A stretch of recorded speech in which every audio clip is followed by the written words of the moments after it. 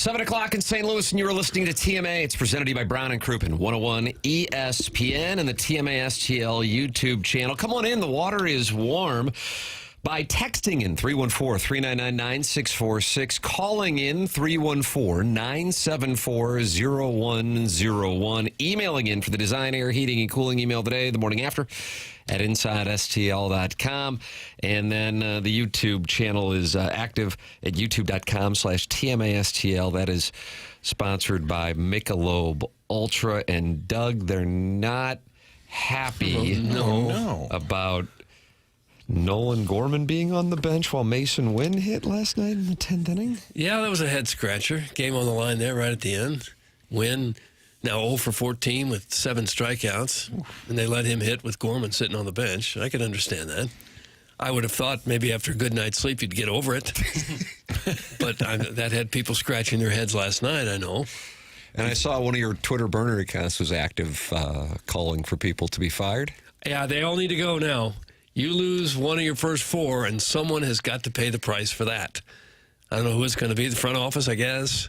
They all go today. Probably the coaching staff as well, you know. What was the state of social media 2004? Because the Molina at-bat, wasn't it in Pittsburgh when the skipper used him? 2004, Yadier Molina. Now, he was on the team. Was that when he had an at-bat, or was it 05? There was an early season at-bat. LaRussa used him, and he was hitting nothing. And everybody said, what are you doing? And he basically said it was the long play. Like, I believe in this guy.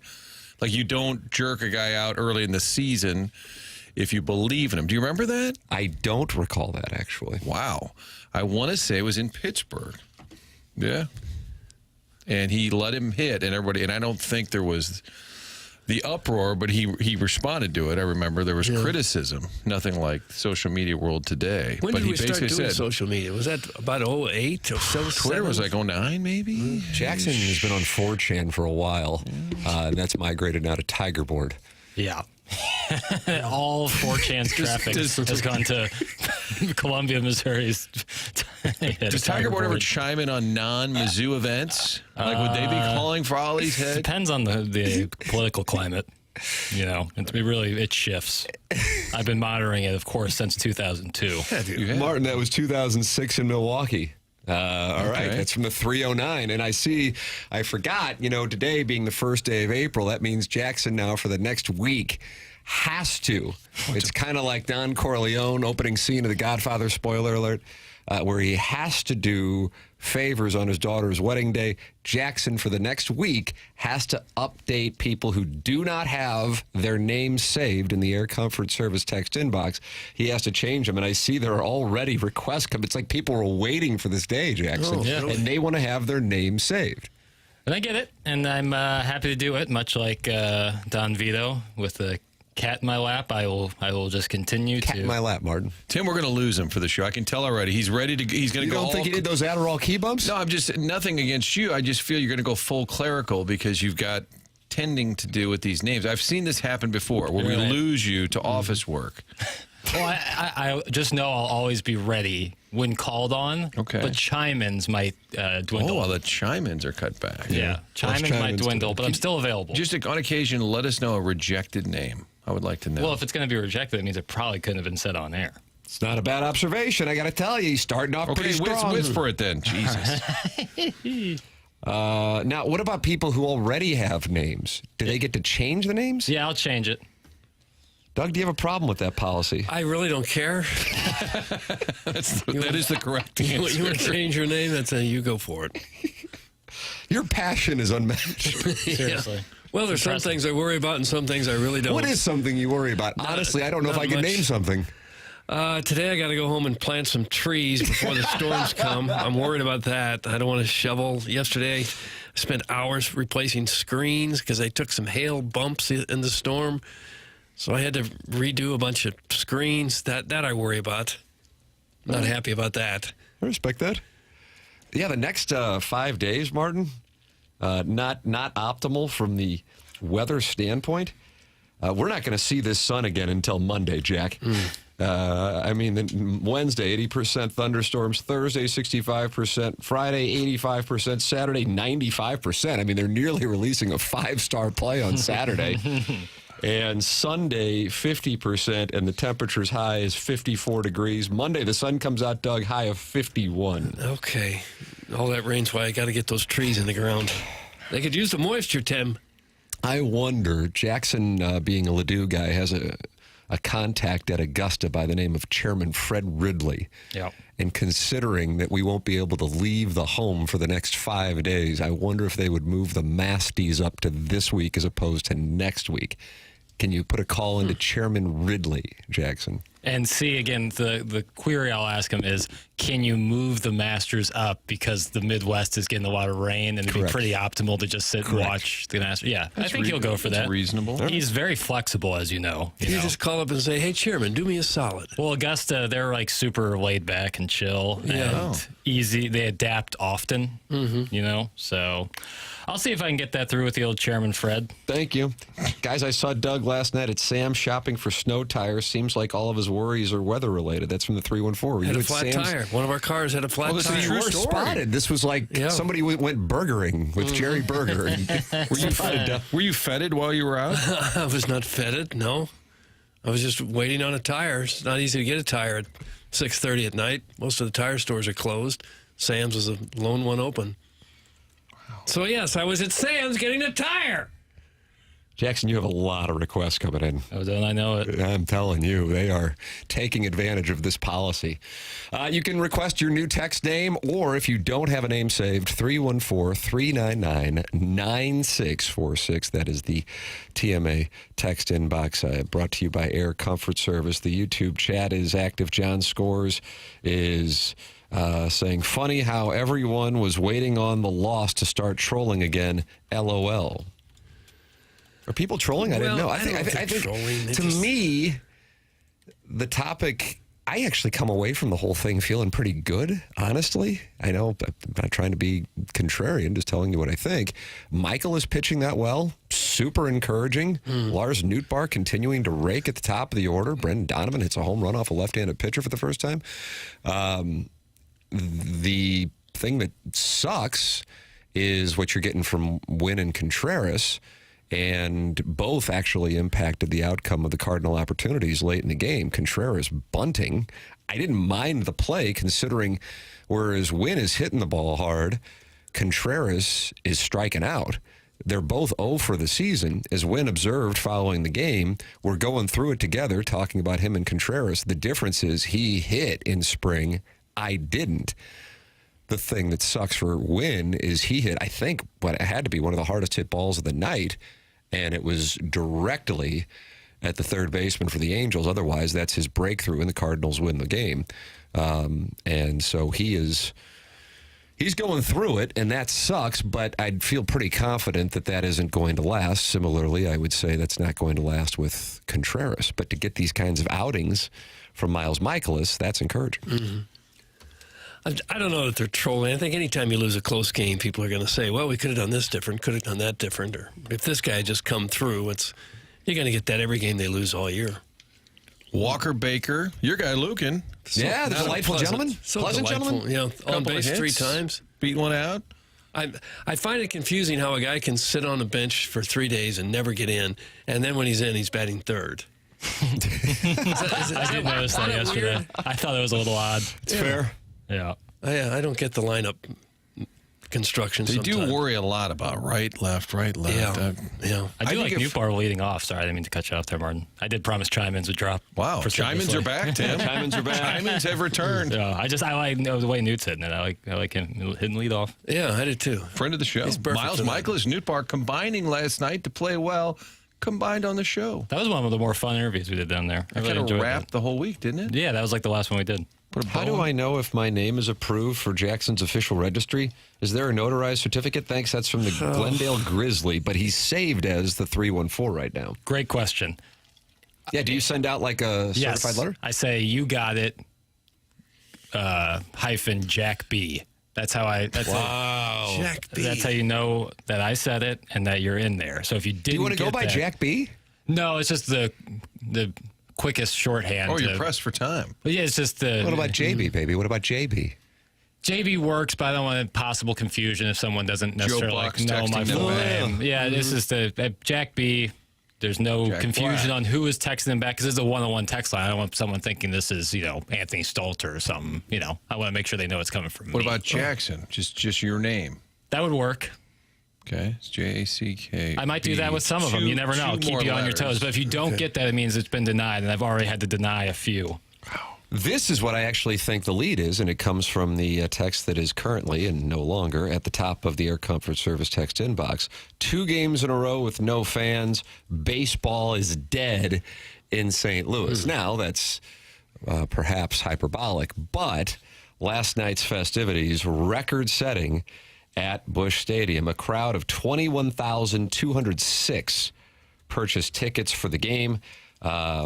Per Derek Gould, that is, by a significant margin, the smallest full-capacity crowd, that is in reference to COVID, full-capacity crowd in ballpark history.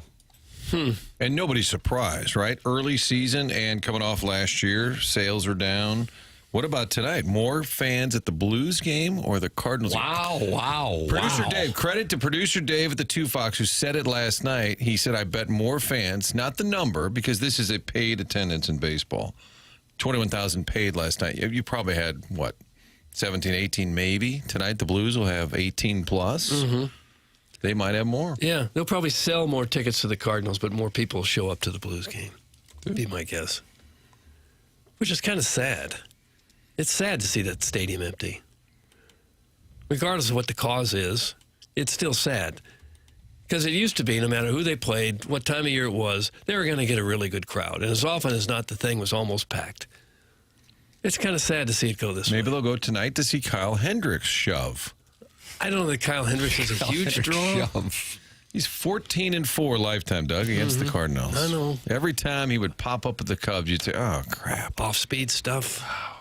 The Southside Seaman Fantasy Baseball Club, LLC, we have a think tank, Martin, and we are considering picking him up off the waiver wire because of the matchup. Just for tonight. Just for tonight. And then he would promptly be back on the waiver wire, and our think tank would go back to work. We're up against producer Joe's landing strips in week 1. The crowd Monday was the smallest by more than 5,000 off of the previous low. More than 5,000. St. Louis City SC had more at its sellout with 22,423, Derek Gould notes this morning in the Post-Dispatch. Well, if you were running the Cardinals, what would you do to try to combat that in the short term? Sign Hellman.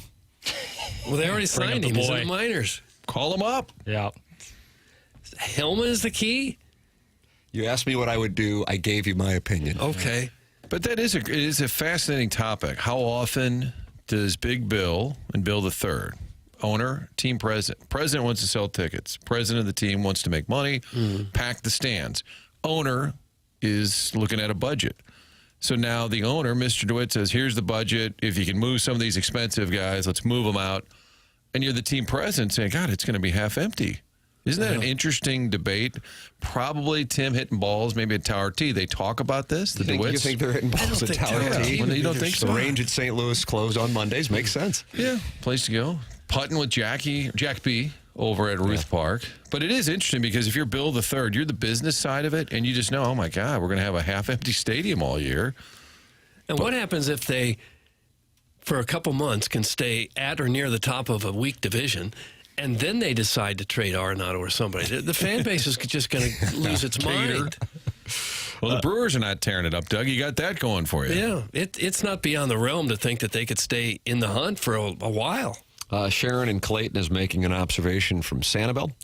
Many peeps are using the cold weather as the reason for low attendance. That's baloney. It's the team, the costs to go, and crime. That's from Sharon in Sanibel, Clayton, Maui, and Michigan. Yeah, I think it's all that. I think everybody realizes it's largely the product, right? I mean, I think in the past we would guess, boy, why aren't there people going, maybe it's I think right now we all know that the fan base is down on the franchise. I'd be curious, and I guess the real last apples to apples, from my standpoint, maybe you guys would disagree, would be 2019. But even then, that was a team that wound up going to the NLCS, albeit I think it's the weakest Cardinal team that went to the NLCS in the 21st century.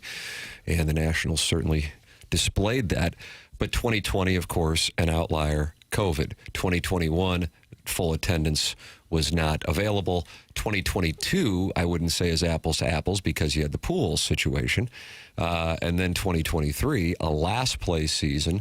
2024, still the hangover of that, and they had to kind of backdoor their way to a winning record. So the last time you really could go apples to apples. And so therefore, I'd be curious how much the perception of downtown, which I do think is a reason, whether one likes that conversation or not, I do think that's a real reason.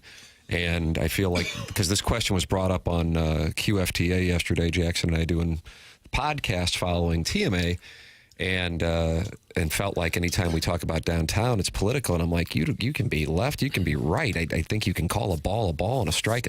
Downtown is not a place that people want to go at this moment in the metropolitan area. So I don't view that as a political statement. That's just, at this moment, the way that it is, and how much of that contributes to it. Now, as Chairman Stephen Wildwood pointed out yesterday, well, it's not affecting Blues tickets. So, or City, yeah. Go. Or City, as Derek Gould points out in his column. I think it's a factor if you're on the fence. Hey, I got some tickets to the Cardinal game. I don't know. I don't really want to go down there. But if you're passionate about the Blues, you're excited about a team that's making a playoff push, City has kind of a weird dynamic because it doesn't seem to matter whether they win or lose or draw. Their fan base is fiercely loyal. Mm-hmm. And I think the Cardinal fans are frustrated with Mozeliak and the Winn ownership. We know that. It's pretty well documented. That's if that's the final straw, you're like, I don't want to go. It's downtown. I'll skip it. But if you're passionate about the Blues, you're going no matter what. I think the City fan base skews much younger than the Cardinal fan base. And, yes, sir. And younger folks don't mind so much the threat of some crime happening to them. They don't even think about that, I think, for the most part. But the older crowd does. And if you look around at a Cardinal crowd, that's a significant number of the fan base is older. And I can't tell you how many people in my age group, unsolicited, say, I just don't want to go downtown. I don't feel safe. Adam took the Metrolink. Remember that? He did. Call her out. Like I said, the younger crowd doesn't mind it. You're welcome to call in, share your stories. 314-974-0101, Collier and Thompson phone lines. 314-974-0101. And if you want a name saved in the Air Comfort Service text inbox, Jackson is over there, and it is clerical season here on April 1st. The first week of the month, Jackson will update text inbox names. Jackson, so far, you've been over there getting a lot of requests. I see them coming in. Percentage-wise of people who don't have names and want names saved, so in other words, they're just phone numbers, and percentage of people that you would say are people with names who want them changed. Doug, like Lou Alcindor, Cassius Clay, okay, and then Jill Kelly initially in her career. I don't know her. Meta World Peace. Ron Artest? Mm-hmm. Nice. I would say 90% are adding a name and 10% are changing a name. Yeah, I like that. Yeah. I like that. Probably. Okay. But we're getting, I mean, Tim, you see it, the more and more the text line, like the list of texters, more people have names, more people are adding it, which is good. Would you say that if you have a name attached to your account, you're much more likely to have your text read? I would agree with that. Yeah. I think it provides some familiarity. You know, this isn't your first time at the poker table. You know, you've been here before. I got it. Welcome to Cheese Master Funk. What You're in the there. world? I don't know. Hold on. Can you clarify that? Cheese Master Funk. Oh, that's somebody's name. I thought you dropped a movie reference on us. No. Welcome, I don't know if that movie's been made yet. Cheese Master Funk. Yeah. Patty Nantucket says, hey, Jaxie, can you do me a solid? Please change my text name to, quote, the female listener. That's from Patty Nantucket, Doug. She will now DBA the female listener. You bet. Okay. Sharon and Clayton call her Ellen, the Baldwin beer bitch. Mm-hmm. Aaron and the Chuck. Pierce Nipples will all be furious Right. with the female listener. Kevin's brother, Jack Demoff, made the observation that exciting players bring fans, exciting young players. And I agree. That's why I was really hoping that they could get that win last night to carry that, on a Monday night. It's the Angels. It's cold. That thing, you knew that was going to be low attendance. But if you can get off to a solid start with like a, let's say, 667 kind of winning percentage, which would be way more than solid, that'd be a hell of a start. when you come back from the road trip that starts this Friday in Boston, you head to Pittsburgh. Maybe you can get things going, certainly with more friendly weather. From the Cardinals standpoint, it's a break that they're heading out of town when this rain comes in for the next 5 days. And then maybe you start to see some momentum. So far, some of the young guys really are performing, and that's super encouraging. Take your pick of who you'd want to go with. Do we consider Lars Nootbaar in the young category? I'd say. Martin, I can tell by your facial expression you're put to the test by that query. He's 27, so but he I feel like no. I think 25 is kind of my cutoff. Yeah, he's right in his prime at 27. But the pleasant gentleman got his first chance last night, and he had a couple hits, as we noted. And Jordan Walker, I know he's not necessarily hitting extra base hits, but he's hitting .444 through 4 games. And our friend Victor Scott, also known as Youngry Birds, he is off to a hell of a start himself. And by the way, maybe it wasn't close, but on that hard hit ball by Winn in the 8th inning, I thought there was a chance that Scott beat the force play. Yeah, it was close. You thought so too. How did he ever get down there so fast? So damn The ball was hit 100 miles an hour. He was flying. And it's not like the third baseman messed around. He got it to the second quickly. And I'm like, I was waiting for him to review that. You thought so too, Jackson? I think he was flying, and I was like, when they called it quickly, I was like, well, hold on. Yeah. Let's make sure we got it right here. And there was never any indication of a call for a review. And hey, listen, I'm not saying this is a Dinkinger situation. I'm just making the observation. It's like, holy crap, on a ball hit 100 miles an hour by Winn, Scott nearly beat out the force play. He is fun to watch. That is a guy. And unlike last year, where we were talking about him because he had great appreciation for Ozzie Smith, Vince Coleman, Willie McGee, those 1980s Cardinals. Obviously, he wasn't alive then, but he knew about them and loved that style of baseball. He gets his shot at the major league level and doesn't do anything with it. This time, granted, small sample size, he is doing something with it, both offensively and defensively, and that's the kind of guy that can get people going. I also thought it was of note that Mason Winn said, this time last year I'd be all pissed off, but we've got a good club here and we've got a good energy, and I don't want to be bringing it down by, for lack of a better term, being pissy around the clubhouse. He goes, I know it's coming, and it's going to come in bunches. They made an observation on what he was doing with his swing, and that is what resulted in that rip down the third base line. Just unfortunately, it was right at the third baseman, and that's where they got the force play to end things. Contreras, on the other hand, raked during spring, and he is striking out left and right. 3 more last night for Wilson Contreras, and he is sitting so far on the season 0 for 18 with 8 strikeouts. It is interesting how moves are not scrutinized if they work. He hit for Walker with Burleson in the 10th. Burleson got a hit. It made sense. Although Walker had a couple of hits in the game. That one you could be screaming at the TV, what are you hitting for Walker? He's a regular now. And then Burleson goes up there and gets a hit. Oh, okay, fine. Not worth scrutinizing. Yeah, I would think you're probably never going to pinch hit for Walker. And yet they did. And I would think if a guy's really struggling, you would pinch hit for him, and yet they didn't. Well, they're not happy in the Air Comfort Service text inbox. 4 games in, let's start casting the bronze statues for these young players, who all of which are bound for Cooperstown.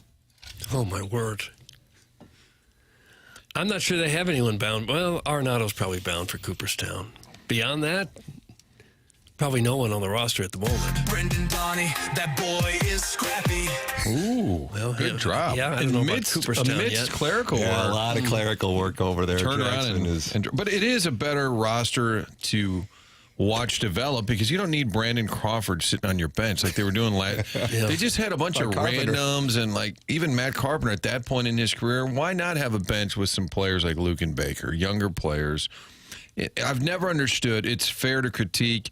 It's frustrating because you want them to spend more and just go for it on occasion. They're always so pragmatic, and it's frustrating as hell as a fan.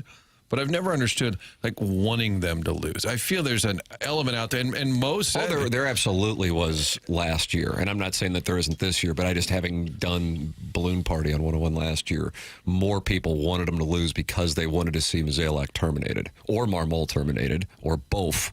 But I think some people just take joy in them losing. I told you they're terrible. And it's just no fun for the city. I'm not holding rights, but isn't it way more fun if the young players do deliver? It's a likable group. I hope that they hit. I don't know. There's reasons to be concerned that it's not a great roster, of course. Yes, it's much more fun. But there are people who I think just enjoy them. Like, good, they lost. Oli sucks. Mo sucks. Everybody sucks. Okay. Well, I think if you're only friends or strangers on social media, you know you can get validation of your existence by getting likes, by bitching about it. So that, I think, is the master's thesis for April 1st, 2025. And when you see someone else, not just baseball, but anywhere, fail, it tends to give you a feeling of superiority, like, I'm smarter than these guys. I wouldn't have done that. If I was running, it'd be different. See, they don't know what they're doing. I know what should be done. There's some of that, too. How about the nugget of the night? We're talking about whether Newt is young or old. When Rick Horton said, I think it was Rick Horton who said, the player with the longest tenure as a Cardinal was Ryan Helsley. So I think they're going back to when they first were drafted, just part of the organization. Okay. Because number 2, like Miles Michaelis has been here, maybe the longest, 2018. But then he said the second longest tenured Cardinal is Ivan Herrera. And I said, wow, maybe they signed him in 8th grade. But that blew me away, meaning he'd probably been signed 9 years ago or whatever it was. Yeah. Helsley and Herrera are your 2 longest tenured Cardinals. Yeah, that's hard to believe. And not in terms of big league What, Arenado's 5th year here? Yeah, but not in terms of big league service. Just, I guess, as a Cardinal. That seems shocking to me. I would say Newt Barr is not young, but hungry. So he's not youngry. Doug, that's Chairman Steve in Wildwood. Okay. He was the Listener of the Year in 2023. And today, Jackson will be sending out the Papal Conclave for the March Listener of the Month. And the first Listener of the Month in 2025 was Pestis and Festus. Who won in February, Jackson? Who won in February was the question. That's a delay for the listener the of YouTube the chat, month. Formerly Joey Vitale's Orange Scully. Wow. Oh, okay. Has anybody ever changed their name and they were well established as a brand? Like on this show, you guys all knew that person, and then they said, I'm just going to mix it up like a P. Diddy kind of thing. P. Diddy. Oh, like Puff to P. Diddy. What's Kanye now? Ye or Yez? Yay. Or what's he? Yay. Yay. Yeah. Not too excited. No, not about him. That's right. I don't. Not one that comes right at the top of my mind. Jackson has to navigate what he calls, Martin, the Hoosier Trojan horse on the TMA fan page on Facebook, in which somebody will enter the fan page representing that they are, what would you describe, a standard functioning human being. Very Rockwellian, you know. Just Rockwellian. Just a normal person. Rockwell, of course, had Somebody's Watching Me in 1984. I don't know the years, Tim. And Michael Jackson actually was on that. And I think Rockwell was Barry Gordy's son.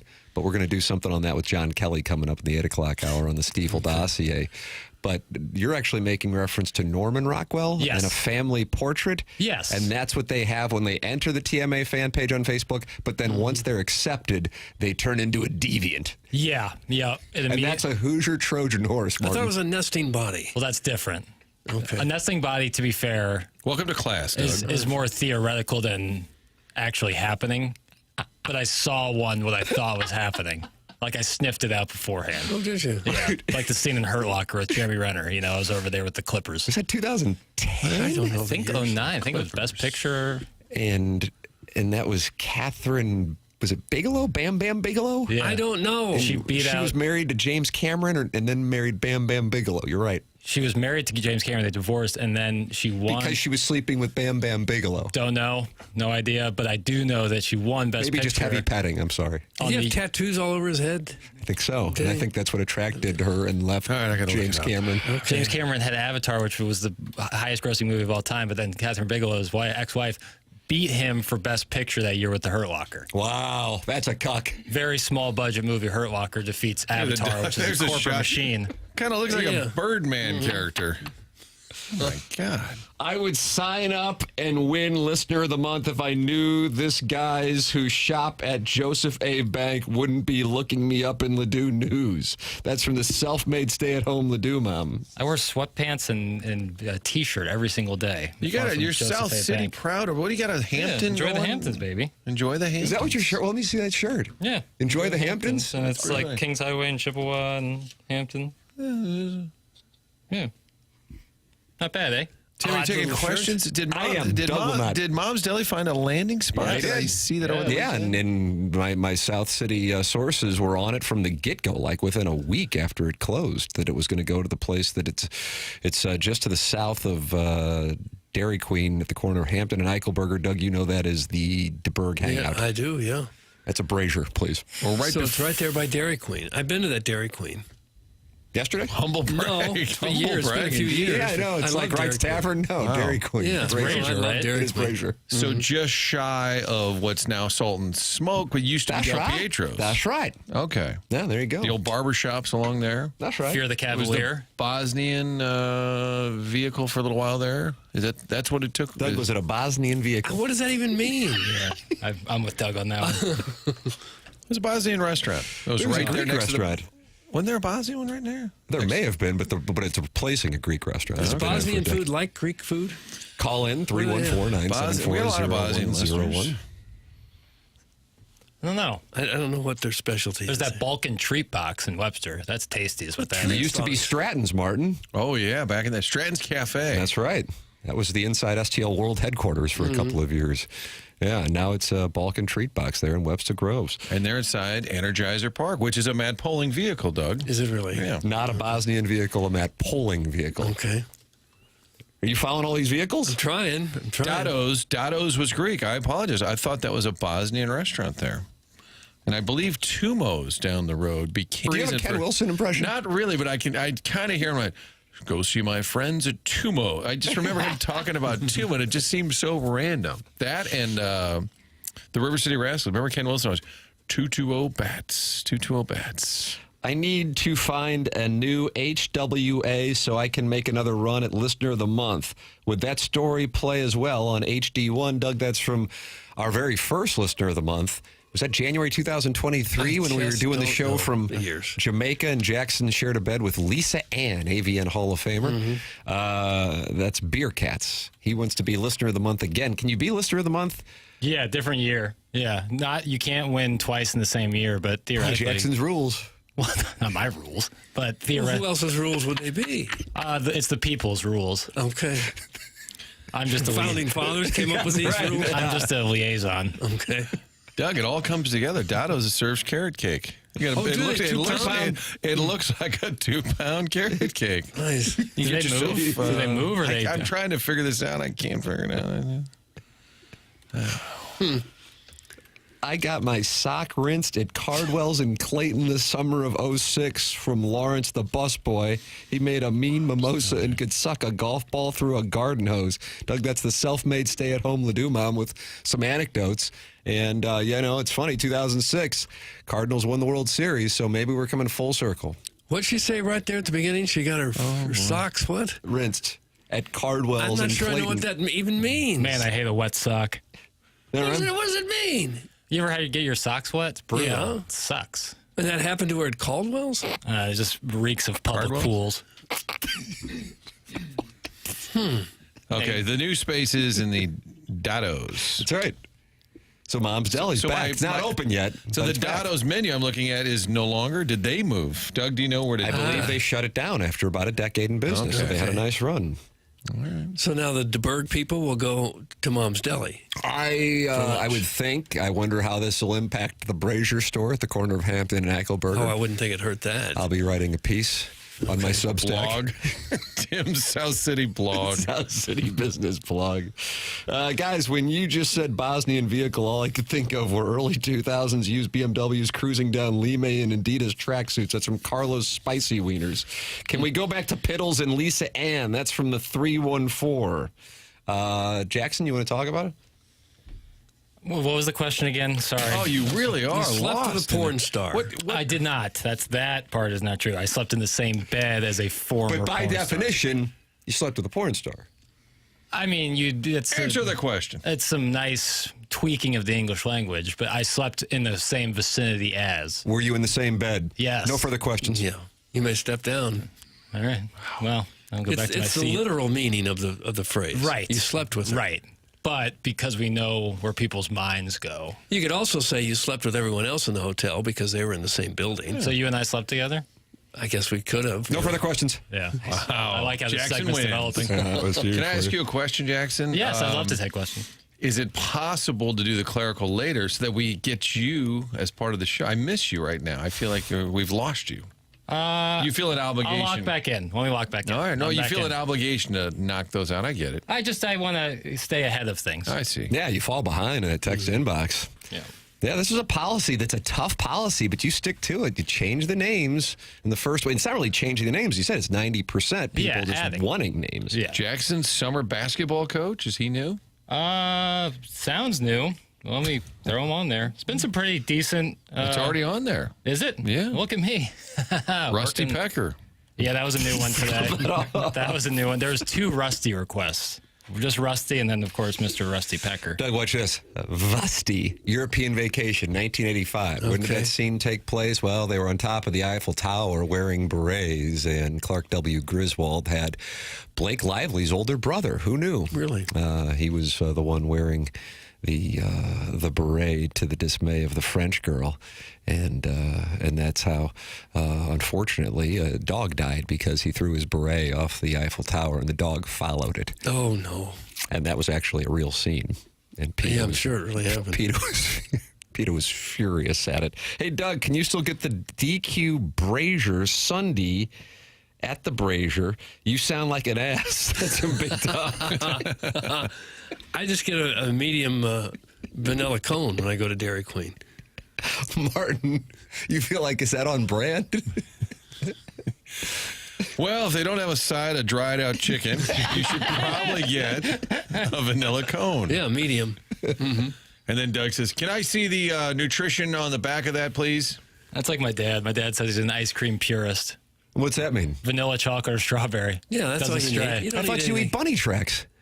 That's Well, mostly those are just special chocolate. occasions, Yeah, Tim. that's mostly just chocolate. It sounded like there was a special occasion every evening for a few months. Well, there was. As long as there was some in the freezer, it was a special occasion. Would you eat it right out of the Oh, God, yeah. Who's got time to scoop it into a bowl?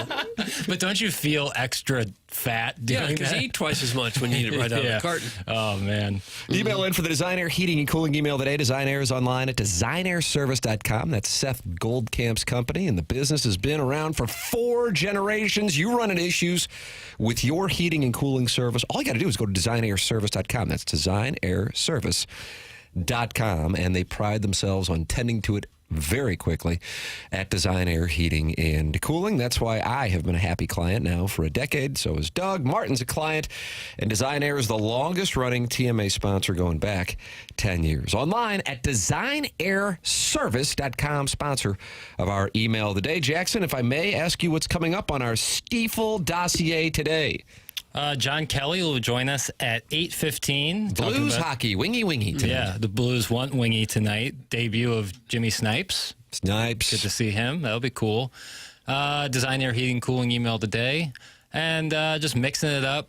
Chopping it up. Every minute in between. Mm-hmm. Chopping it up. There'll be some chopping. There'll be some breaking down. You have fun with audio? I got some audio. I got some. What about a Cardinal Corner? Do we have a Cardinal Corner today? Yeah, I would say. Yeah, we got some good stuff. Wow. Tune in if you Tune aren't in. already. Stay Doug, tuned. if you weren't buying, now you are. Yeah. Don't touch that dial. Did you ever won't. say that, Doug, for a sports show when you take a break? Don't touch that dial. I like that.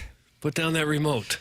Larry Sanders had no flipping, for those of you who appreciate what I consider to be Well, the Tim, there's a greatest college television hoops show. corner as well. What do you got in college hoops corner? You going NCAA women's tournament? No, I just some. Can I read it? Sure. Haley Van Lith, I know her what to time ruin. is over. Yeah, she's done. Jackson doesn't like when I give away the Well, you iced the quizicals. question. Well, no, I think it's just Well, you could read any question in a certain cadence, and it's going to sound silly. you wow, think it's in a Martin. mocking face. He's a little Not perturbed. mocking, but you're very good at. It's It's very subtle. Got to wake up pretty early to fool me, Martin. How early? 4:15. For you fellas, do you prefer a Final Four with a Cinderella underdog to root for? Or are you more into this kind of Final Four where the 4 best all year get to battle? Great question. We'll get to that at 8-2 in the College Hoops Corner. Yeah, and I do think it's a good question. It is a great question. I think it's kind of case by case. So, I like the question, Jackson. I'm gonna John chew Kelly on coming that. up at 8:15. As I think we're going to see Snipes tonight. Yeah. I think we're going to see Snipes. He was on the third line yesterday at the skate. We'll talk it over. John Kelly's at 8:15 on the Stiefel dossier. This is TMA. It's presented by Brown & Crouppen, 101 ESPN.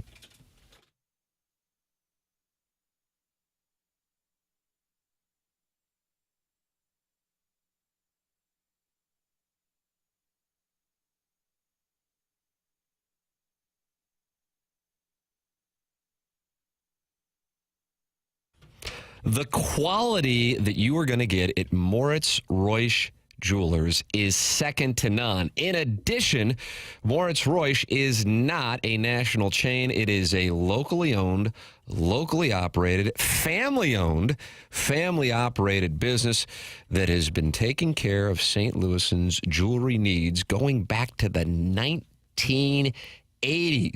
Go in and see Dan and his family and work with Moritz Reusch. They're online at ninjabling.com. They've been around since 1982, and their experience in the industry goes back even further. Dan is third generation in the jewelry industry. It's Moritz Reusch, located in Richmond Heights, right across from the Galleria, and it is a 15th floor store where you will have a private experience without a salesperson hovering over you. If you're thinking about getting engaged, go to Moritz Reusch, support the sponsors. A new sponsor here on TMA, it's Moritz Reusch online at ninjabling.com.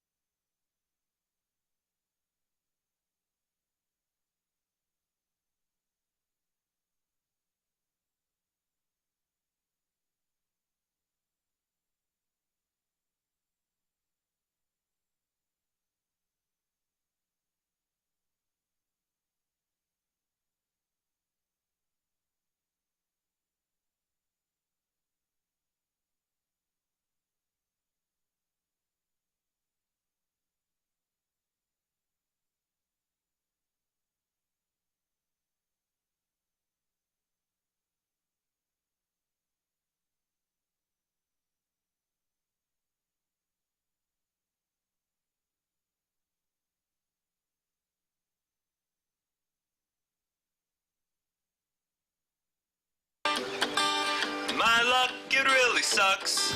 It's really bad. My luck is like a vacuum cleaner. It sucks. I can't do anything right. I can't do anything. I mess it up. He messes it up. I got no luck. How you like this, Doug? Oh, dude. It's not great. Oh, nice. Isn't that lucky? The April Fool's song from Dude, it wasn't, Acoustic but Sessions. it's a free penny. I figured it was prudent. Martin, I wouldn't mind maybe a Swopes Picks caliber review of April 1st in this particular industry. $10,000 I can Meaning how popular it was to do things on this day? You mean like people would... No. I mean, it is radio's Waterloo. Right, April you're Fool's saying Day. like how popular it is to do a bit on a day like this. Like we Sketches and bits. We should Sketches. have come out of the gate with something like, well, we're here to announce Doug has quit the show. He no longer wants to be part of this. He's mad at all the listeners. And then we go, he's right here. Gotcha. I'm sure there's a few that have gone very wrong, right? Very bad. Sounds like you're starting a crowdsource just a bit. Well, My read is a crowdsource. I don't know of any right off the top of my head, but I'm sure it's happened where somebody thought an April Fool's joke was going to be funny and it backfired in a big way on them and got everyone in trouble. I've never been a big fan of that. Franco Pinion used to get mad about it. Oh, is that right? Yes. Well, what's a big... So it's April. Okay, and then the first day of April is funny. No, why is that funny? That's not funny. That's a pretty stupid. good impression. And he would just... It's interesting. You don't have a Ken Wilson, but you have a Franco Pinion. I don't know how that happened. I know it's unpopular to like things, Doug. That's what you have to put a disclaimer on the front end when you enjoy something in the Michelob Ultra YouTube chat.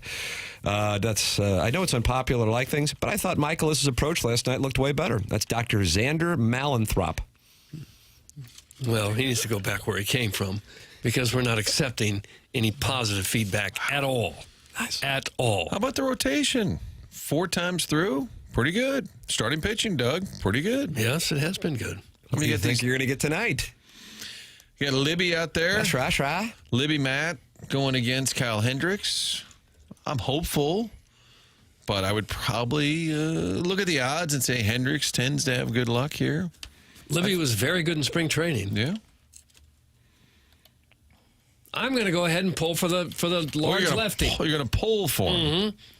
I think he might just shut down this Angel bunch. Boy, there was a news anchor locally when Wainwright re-signed, and they said, good to have the big lefty back on board. Oh, no. And then they really? went to break, and I was like, the big lefty. I'm like, well, he's... Oh, so this is a 2 Fox person. No, it was not. Oh. Might have been at the 4 I Fox. don't know. Might have been at the 4 Fox. I don't know, Doug. Wasn't It's me. awkward because Doug's got to go in there I later. haven't been there in years. Career at bats against Kyle Hendricks. Nolan Arenado's got 48. Everybody else is 8 and under. So in other words, body of work, he hasn't really faced this crew, Doug. He doesn't know about this Youngry bunch. No. I bet hitters still would rather face somebody who doesn't throw very hard, thinking they can figure him out. It doesn't always work out that way. But I bet most hitters would still say, give me the guy who's throwing upper 80s, low 90s, and I'll see what I can do against him rather than the guy who's throwing mid to upper 90s. Even if he might be harder to hit. Small sample size, Lars Newpar, 3 for 8 off Kyle Hendricks. They are expecting a high-scoring game tonight at Busch Stadium. The total is 8.5. And the Cardinals are minus 155 with Liberatore going up against Cardinal nemesis Kyle Hendricks. So for Busch Stadium, that is a high total. I realize considering the starters, it's understandable. That factors into it. But 8.5 at Busch Stadium is a high total relative to most games. Katie Wu, who you can hear regularly on BK and Ferrario, with this tweet last night. The Cardinals are off to a good start this year, but that has not stopped fans from sending a message to ownership. The announced crowd of 21,206 at Busch Stadium 3 tonight is the smallest crowd in stadium history, and that is something that Cardinal fans then hearken back to your conversation with Bill DeWitt III. Was that about a year ago, Martin, when you had him on the podcast? And I always felt like what he said got taken I don't know if taken out of context is fair, because if you read what he actually said, you can take it the way that I think some fans want to take it or do take it, when he said, I chuckle when people say, if we don't, I'm paraphrasing now, if we don't show up, then that will send a message. And his response is that, well, if they don't show up, then we're not going to be able to spend money. So it is going to be a self-fulfilling prophecy. What was your thought? Because, I mean, you were on that interview. I think it was late in the season, and it was about the TV situation. I believe the segment was booked.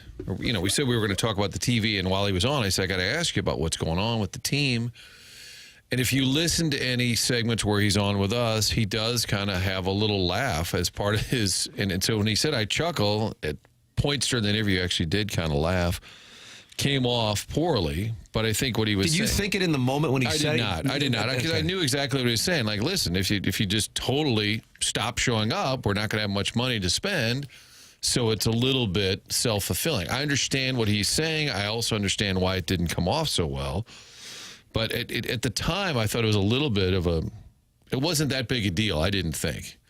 But it did get a lot of play. It still resurfaces at times as a clip that he's just kind of like pissing on the fans. Right. It's resurfacing in particular after last night on social media. The now Bill DeWitt III gets what he wanted. You know, I hope he's laughing now, and that it goes back to the exchange that you had. And that was my guess, that in the moment when you heard him say it, it didn't even register. But then if you isolate it and get it going on social media, you're stoking the fire of they don't care, they don't spend money, they're bad guys. And so that is what has transpired from something that you, as the host of the interview, didn't think anything of. Well, it was probably about a 30-minute interview, and I think the first 20, I'm pretty sure it was about TV situation. I forget, but I think it was definitely a different topic. And then I said, all right, what's going on with the team? What do you think? And that's when he said, I do kind of chuckle if people say we're not going to go, then we won't have money to spend, which ultimately is probably true for the Yankees and the Mets, the Dodgers, who have gobs of money. But if nobody showed up, they'd probably say, boy, I don't know, maybe we shouldn't spend money. I wonder if the price of the whole experience has started to wear down some people. The price of spending absolutely $30 or more to park, and $15 for a soda, and that much for a beer, and $15 for a hot dog. If after a while, a few years, people just say, you know what, it's on TV, I'll just watch it here. Yes. I think it does. Big time. When your city games are once every 2 weeks, Blues game, there's half as many as there are Cardinal games, so it's more of a thing to go to a Blues game because it's not as often.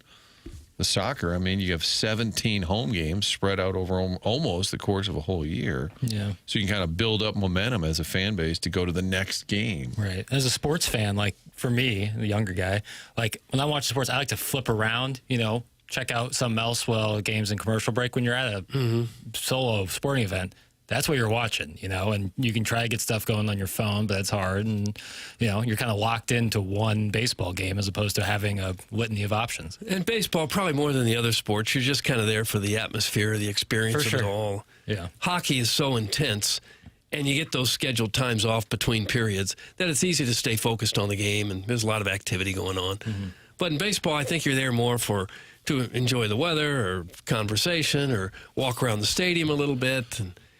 And if the team's not very good and if it gets expensive to go, it's pretty easy to say, I'm going to pass. But here's an interesting contrast this weekend. The Savannah Bananas are here Friday, Saturday. And I think this Friday and Saturday? Yeah. And that's going to be tough. It's tough with the weather. But I think ticket-wise, I think it was close to sold out for both games. This group goes around the country and sells out.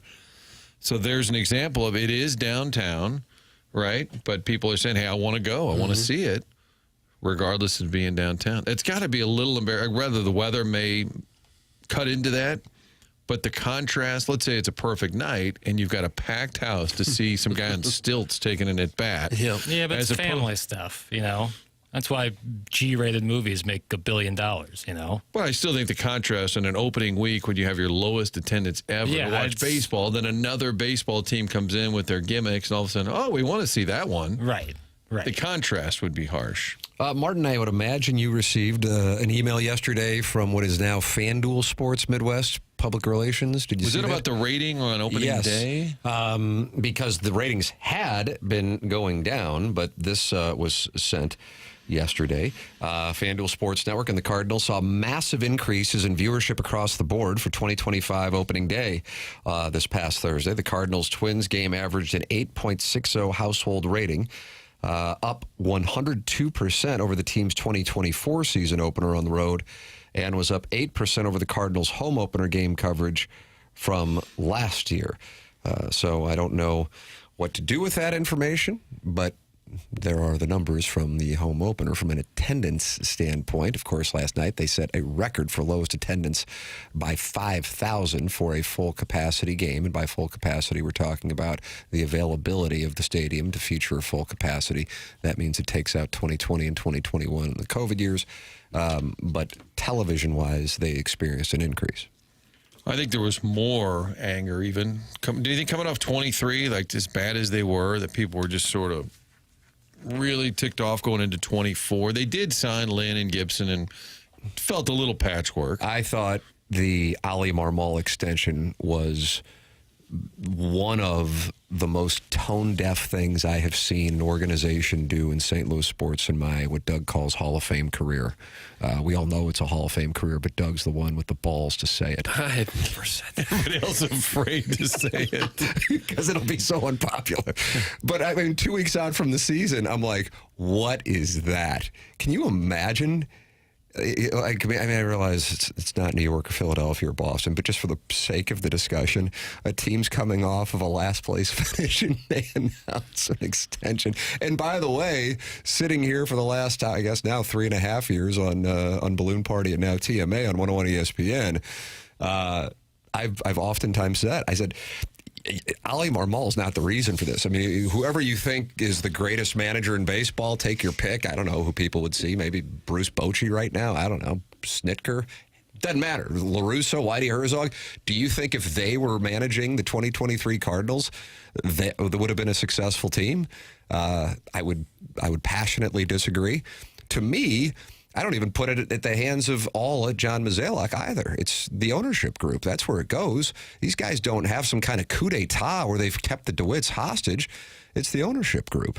That's who they work for. I'm always confused when, I guess maybe because Mozeliak comes off as unlikable to many people in the fan base, and I think Marmol does as well, that I think they get a lot more blame for things that are outside of their control.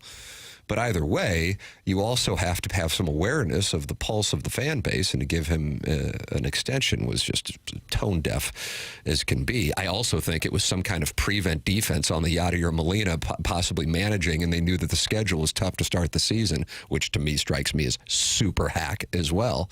But either way, I think that there was some real irritation going in. This year, I think there's more apathy. I think there's more apathy than anger. And there's a difference. And I think apathy is more dangerous to a business than anger.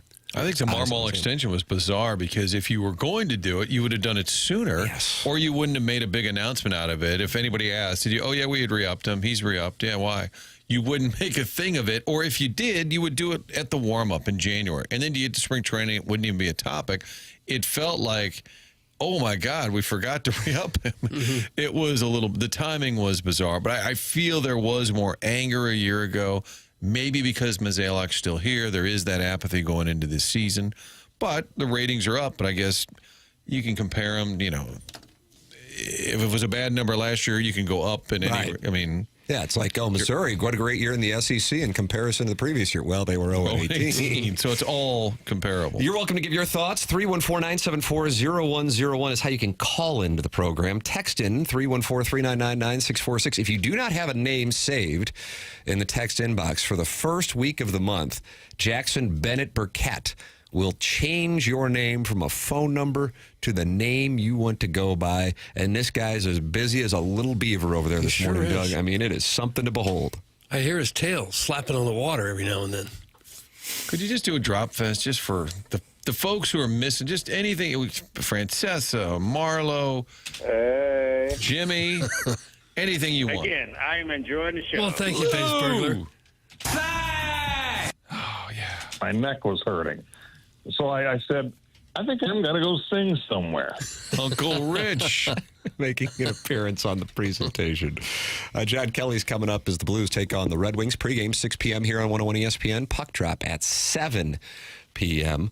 Looking forward to talking it over with John Kelly. That's coming your way at 8:15. Send your emails in for the Design, Air, Heating, and Cooling email of the day, the morning after, at InsideSTL.com. Brand new month. You want to see if you can beat legends like the JV golf coach? Like Buck Swope? Like the self-made stay-at-home Ladue mom? Well, guess what? Everybody starts on April 1st at zeros. So this is your chance. Send a message. You've been listening to the show now on 101 ESPN. Maybe you weren't familiar with it before. Now you got a feel for it, Doug. What, we're 5-6 months in? Now you can compete with Buck Swope. Now you can compete with the JV golf coach. I don't know if anybody can compete with the self-made stay-at-home Ladue mom. I wouldn't think so, just because of the money. But this is your opportunity the morning after at InsideSTL.com. That is the Design, Air, Heating, and Cooling email of the day. Martin, could you tell me about Design, Air, Heating, and Cooling? Would you be so kind? Well, they've been around St. Louis since 1904, and they continue to be a family-owned business. That means they've been doing something right for a long time. Heating and cooling this time of year, it's been strange. You probably had the AC flipped on a time or two and then put the heat back on. Before the summer months take hold, make sure that air conditioning unit is fully, properly tuned up. You can do that by setting up an appointment online at designairservice.com. Let them know you're a loyal TMA listener. If you have a furnace issue in the winter or an air conditioning unit needs to be replaced, those technicians will let you know. But if it just needs a repair, that's what they'll do. They're not there to upsell you. Stressful enough when the furnace, the AC's not working. You don't need somebody in there trying to shake you down with a sales routine. That's not what they do. In fact, they talk to their folks all about that. It's Seth Goldcamp, fourth generation, family-owned business. They sponsored that Buck Swope vehicle, the Design Air email of the day. Again, appointments available online, designairservice.com. Sometimes I realize that even McKnight Road is too east for me. Doug, that's from the self-made stay-at-home Ladue mom. McKnight. Boy, that's a is too tight, east? boundary window. Yeah. If you won't go east of McKnight, That's What's too far west, Spady? you can't even get to the Galleria. Yeah. You're not going west of McKnight. Yeah. I don't know how many people are making sure to visit. But the self-made stay-at-home Ladue mom, Doug McKnight's too far east for her, and that's I understand that. a problem for the monogramming business. I know she should get some supplies. We got John Kelly coming up in the Fisher Window and Door Store, 8 o'clock. Our Blues and Red Wings coming up this evening. And the theory is producer Dave at the Two Fox, more people will be in the building for the Blues and Red Wings than the Cardinals and Angels. And I think that is accurate. Yeah, I think that's going to happen. This is TMA. It's presented by Brown and Crouppen, 101 ESPN.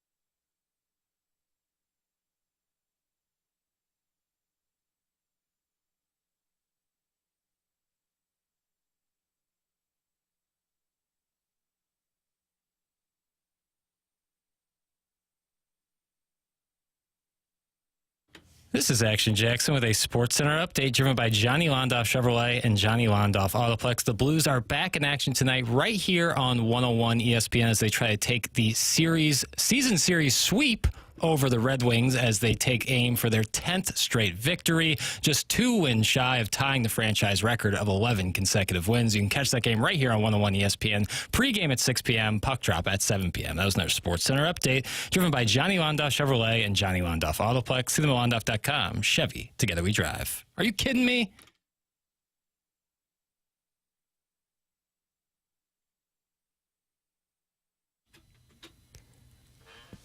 Doug, you wanted Pete Rock and CL Smooth. They reminisce over you. 92. And Jackson is delivering it. What is our music theme today, Jackson? Just feeling the vibes out. Feeling the vibes out. Feeling the vibes out. Anytime that saxophone just starts going to work, It's a yakety sax. it really puts me in a good mood. I would describe this as the jam. Can You Stand the Rain, new edition, also the jam. Rock Me Amadeus Falco, the jam. What's a good scenario where you're listening to Rock Me Amadeus? Like, were they playing that in the bars and stuff? I haven't, unless I was Drew Barrymore and drinking when I was 6. I got, but like, You're at Mally's. I was at Mally's in the Windsor Inn, being one of the many people thrown through the window. I do like the song. I'm curious, like, what context people are listening to. Doug, Rock Me Amadeus and Falco, your context. You were in Miami with Earl Weaver. That was the 80s. I was there in the mid-80s. Right. When did this song come out? I think the mid-80s. It was with the movie, right? I think they're unrelated. Unrelated? But the movie, good or bad? I Kind of don't a know if I've ever wacky version seen. Have you ever seen Amadeus? Didn't it win? Best Picture. It won Best Picture, but And that hasn't been reviewed by goodorbad.com. I just don't know what I invested in. some of the mid-80s Best Picture winners, probably not for me. Such as? Out of Africa won, didn't it? When the English Patient win? That was probably the 90s. That was 97. Oh. 96? 96. 97 would have been Was it Shakespeare. 96? All right, I'm on. 97. Dimitri Young had that triple? Was 97 Shakespeare in Love? That was 98. Damn, what was 97? Jackson's having a conversation. Should have been with Good Will Hunting. English Patient was 1996. Okay. Was that discussed on the panel? Made $232 million. Budget was around 40 million. Wow. 87 was Platoon. I love that movie. Jackson, you're getting compliments here. Ooh. Wow. Jackson actually giving context of a Blues game, not just the standard apathetic puck drop time. He's up in his game. Well done, sir. That's the Crestwood Coyote. Nice. Doug's Look been at that. coaching me. Oh, Doug, you've been working on his updates with him? Well, a little bit. Yeah. You know? It doesn't take a lot to put a little bit of punch in there. Yeah. And I've called Doug the Tex Winter of local sports. And, when you have the opportunity to be in the presence of a legend, you should take that opportunity in stride. How about that? I'll be He darned. just got described as a legend, like Tex Winter, the triangle offense. The puck drop is at 7 p.m. tonight. Blues and Wingy. Now, Detroit is still in the mix for the second wild card spot in the Eastern Conference. The Blues kind of got some rough news last night. It looked like they were going to have a lovely evening, and then there was some late game heroics that caused said lovely evening to go the opposite direction. The Calgary Flames came back from down 2-0 to the Avalanche in Denver and won in a shootout. So they picked up 2 points, and they continue to have games in hand in the Blues. Meanwhile, the Minnesota Wild had 2 goals in the third period to force their game with the Devils to go to overtime. They lost in a shootout, but Minnesota picks up a point, so now they are ahead of the Blues going into tonight's festivities. So here is your update on the Western Conference and the wild card. The Blues are a point back of Minnesota, both now at 75 games with 7 remaining. Minnesota at 88, Blues at 87, and Calgary getting those 2 points last night in their comeback over the Avalanche sit 5 points back of the Blues with 2 games in hand. Vancouver, 1 game in hand, and they are sitting at 81 points, 6 games back of the Blues, Doug. So there you go. It don't make no never mind what these other fellows are doing. Wow. It don't make no never mind. I really have to tell you, I enjoy that. Well, hell's they on scholarship, too. Yeah, we got Detroit and Pittsburgh here this week. Those should be 2 more W's for the Blues. We'll be up to, 11 in a row? That's right. Colorado, that's a tough one to pick on Saturday, but you should beat Detroit and Pittsburgh at home. Braden Sheen. There is no Braden Sheen. Did he on get the his team. eye back as well? Media says watch out for Rask. That was a big win for the Flames just to kind of hang in there. Yes, it was, man. They were down 2-0 and made a Sunday charge. They get Utah tonight. That is in Salt Lake. And other than that, nothing else impacting the Blues as far as other teams. They will take care of their business, ideally, tonight with Jimmy Snipes. Oh. Making his debut. Okay. That'll be fun. Yeah. Dvorsky going to play, I wonder? Probably not. One at a time on the young guys coming up. I'm looking forward to it. Yeah, I mean, we got the Blues and Cardinals playing at the same time.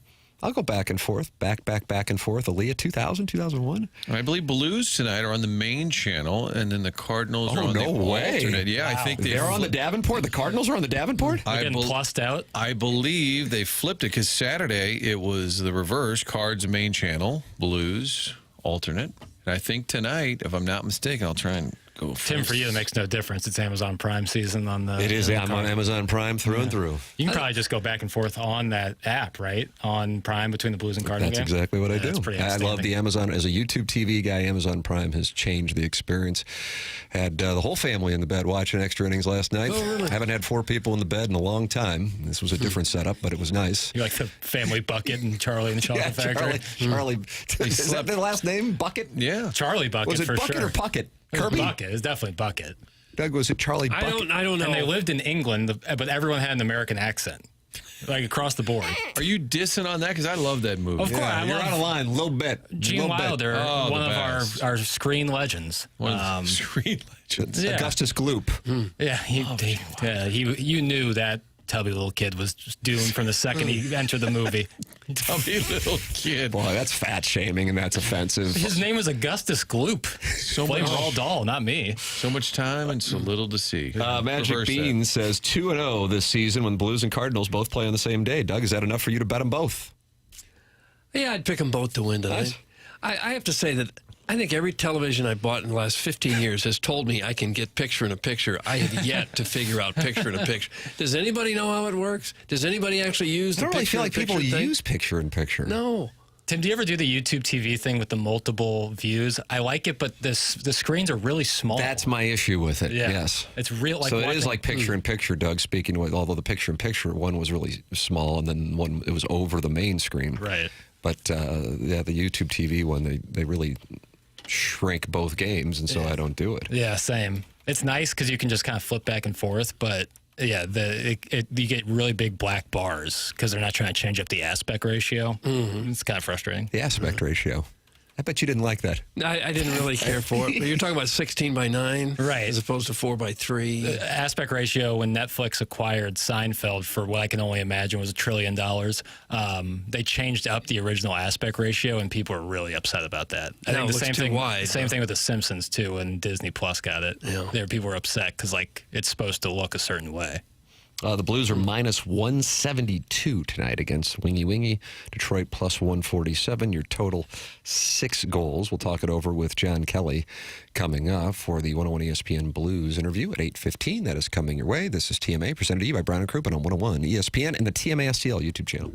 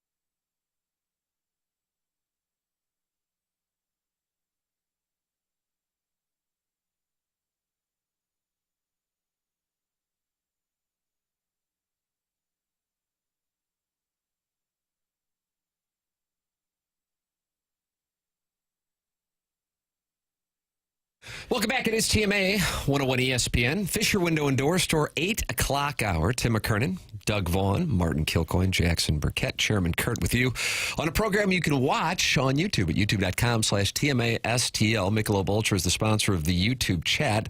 95 calories, 2.6 grams of carbohydrates. It's only worth it if you enjoy it. Michelob Ultra, sponsor of the YouTube chat, Doug, where there is a heated debate about Willy Wonka and the Chocolate Factory going on right now. What are they arguing about? Well, the dude is saying, hey, Johnny Depp is hot right now. Let's put him in every role. And then Longshanks, you remember him. He ruled over England about 700 years ago. Got sideways with Mel Gibson and his son's husband. And said somewhere a few generations back, Doug has Oompa Loompa in him. What does that even mean? You got to go into the YouTube chat to figure it out. Michelob Ultra says to be fair, we started it. John Kelly is on the Callier and Thompson phone lines, and he is on the call of the festivities tonight in downtown St. Louis. Blues and Red Wings. Morning, John. Man, Tim, you have a lot of needless knowledge. Oh, gosh. That is going to be in Drops of the Week. Drop Hall of Fame, maybe. Yeah, it kind of summed things up. It kind of summed things up very concisely and with John Kelly's voice. I mean, it was accurate. It was perfect. Then I am telling you, we got a weird spot going on in downtown St. Louis tonight because the Cardinals are playing at the same time. And Martin, producer Dave at the Two Foxes that is Theory correct. is there will be more people in the building for the Blues and Red Wings than actually in the building at Busch Stadium. That's but true. The Blues have captured the market's imagination, and people are having 2019 dreams once again. How thrilling was Saturday afternoon in Denver? I felt like you were on the call of a Game 7 in that final 2 minutes. Yeah, it felt like that, Tim, for sure. It was one of the best games of the season. Yeah. It was fast. I talked to Zach Bolduc after practice yesterday, and he said it was the fastest game of the year. It was thrilling to beat a team like that. The Avalanche obviously have made a lot of changes, and I think they are a prime Stanley Cup contender, and the Blues walked into there. And it was a pretty even game, quite honestly, but the Blues found a way with that go-ahead goal by Buchnevich. And as you said, Binnington was just nails down the stretch, so it was a lot of fun. Yeah, it seems like we should be getting to the point of the season where guys are getting worn down and hurt and maybe not going quite as fast as they have the rest of the season, and yet we're seeing the opposite. Is that what winning does for a team, you think? Well, there's a spirit around this team and a camaraderie and positivity like I have not seen in years. And that's just the honest-to-God truth. They are really, really tight right now and just riding a wave. So, as I said last week, though, the Blues just have to continue to win. I mean, I said it last Tuesday, and the Blues, of course, they won all 3 games, yet Calgary won in Denver last night. So they remain 5 points behind the Blues with 2 games in hand. So even though that's a nice cushion, it certainly is not something that is insurmountable. So the Blues have to keep winning. And they play Detroit tonight, a team that's desperate. They're 3 points out of a playoff spot. And then they have Pittsburgh Thursday, and then the Avalanche are back here Saturday. Then they go on the road for tough games in Winnipeg and Edmonton. So I think especially these next 2 games against teams that are below you in the standings, the Blues just have to take care of business. You excited to see Jimmy Snuggerud? Sort of an interesting time to insert a former first-round pick because you're still trying to win, but also when you get a guy like this, maybe they even promise him playing time. What do you expect from Jimmy Snipes? Well, we just saw him yesterday in practice for the first time. I did see him in a prospect camp, but, that's tough to judge a player. He's got an elite shot, an NHL-ready shot.